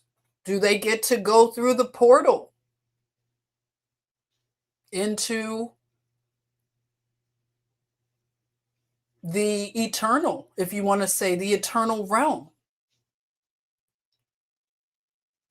Could death be that for some people, where they simply walk through a portal of death? I don't know. I think about this sometimes. I really, like I said, I want you to think about it a little bit. I know there are stories of the river Styx, right? And the boat ride over. But I just wanted to share this imagery with you. Let's see, Jeff. Jeff is saying, oh, wow, that's right, Jeff. You're up in the north. Jeff says, I'm in the north. We're called Northlanders. I love it. My lineage is from Kala, Joki, Lapland. That's right. You were telling me about that. I'm fascinated, Jeffrey. So Jeffrey is from the north. And you probably have so many stories, Jeff. If you ever want to come and talk to us about the north, I know I'm interested. If anybody wants, think about it, Jeff, let me know. I would love to hear about your experience of living in the north, those regions that we hear about, Tartaria, and, there are discussions about Greenland and Even some people have talked about the land of Jesus and the international date line between Russia and Alaska, and how do you have all this time in between if it's supposed to be, right over there? Like, what is in there? What lands are hidden on our maps? But if I haven't said it right, forgive me for the pronunciation. Your lineage is from Kala Joki, Lapland, which is Fish River, another northern land. Look at that. We have a person right here from one of the northern lands. And, I bet you have amazing stories. I really do. I can only imagine. Let's see. John says, if scientists created a portal, I'm not going. It might be a big bug zapper. Yeah, no, we don't want anything created by any so-called scientists. No. I'm just saying, like, this is just, again, it's like imagery, just something about this. It just has this strange, it's like a memory of some sort, But this is, again, I wanted to stress that this isn't about fear. I want people to not fear death. And we need more death doulas. We need people that can help the dying, not run away in fear, but to give people dignity and to give them comfort, not just in their body as they're transitioning, but in their mind, in their spirit. Some people have a lot of unresolved things and they've run out of time, and they can be tormented on their way out. And you could be the person who can help them sort things out, even in their limited amount of time. And that's what I wanted to encourage with this thought experiment. And just to share that everybody's getting resurrected, y'all. Every knee is going to bow. King David is going to rule and reign. So all that, no kings. Yes, you're going to have a king. You can make all the signs you want. You're going to get a king. You're getting a king. You're getting a king. You got King David on the other side. Yes. How about that? And of course, Jesus Christ, the ultimate king. But the Davidic line will be restored. Kingdom hierarchy. So if you don't think you can live in a kingdom, start getting used to it, because you have no other choice. That's right. The illusion of choice is gone. And law will be enforced with an iron rod. Heaven meets government. No more persuading people to be lawful. You must be lawful. No other choice. So that is what I wanted to share, basically. Let me see if I missed anything.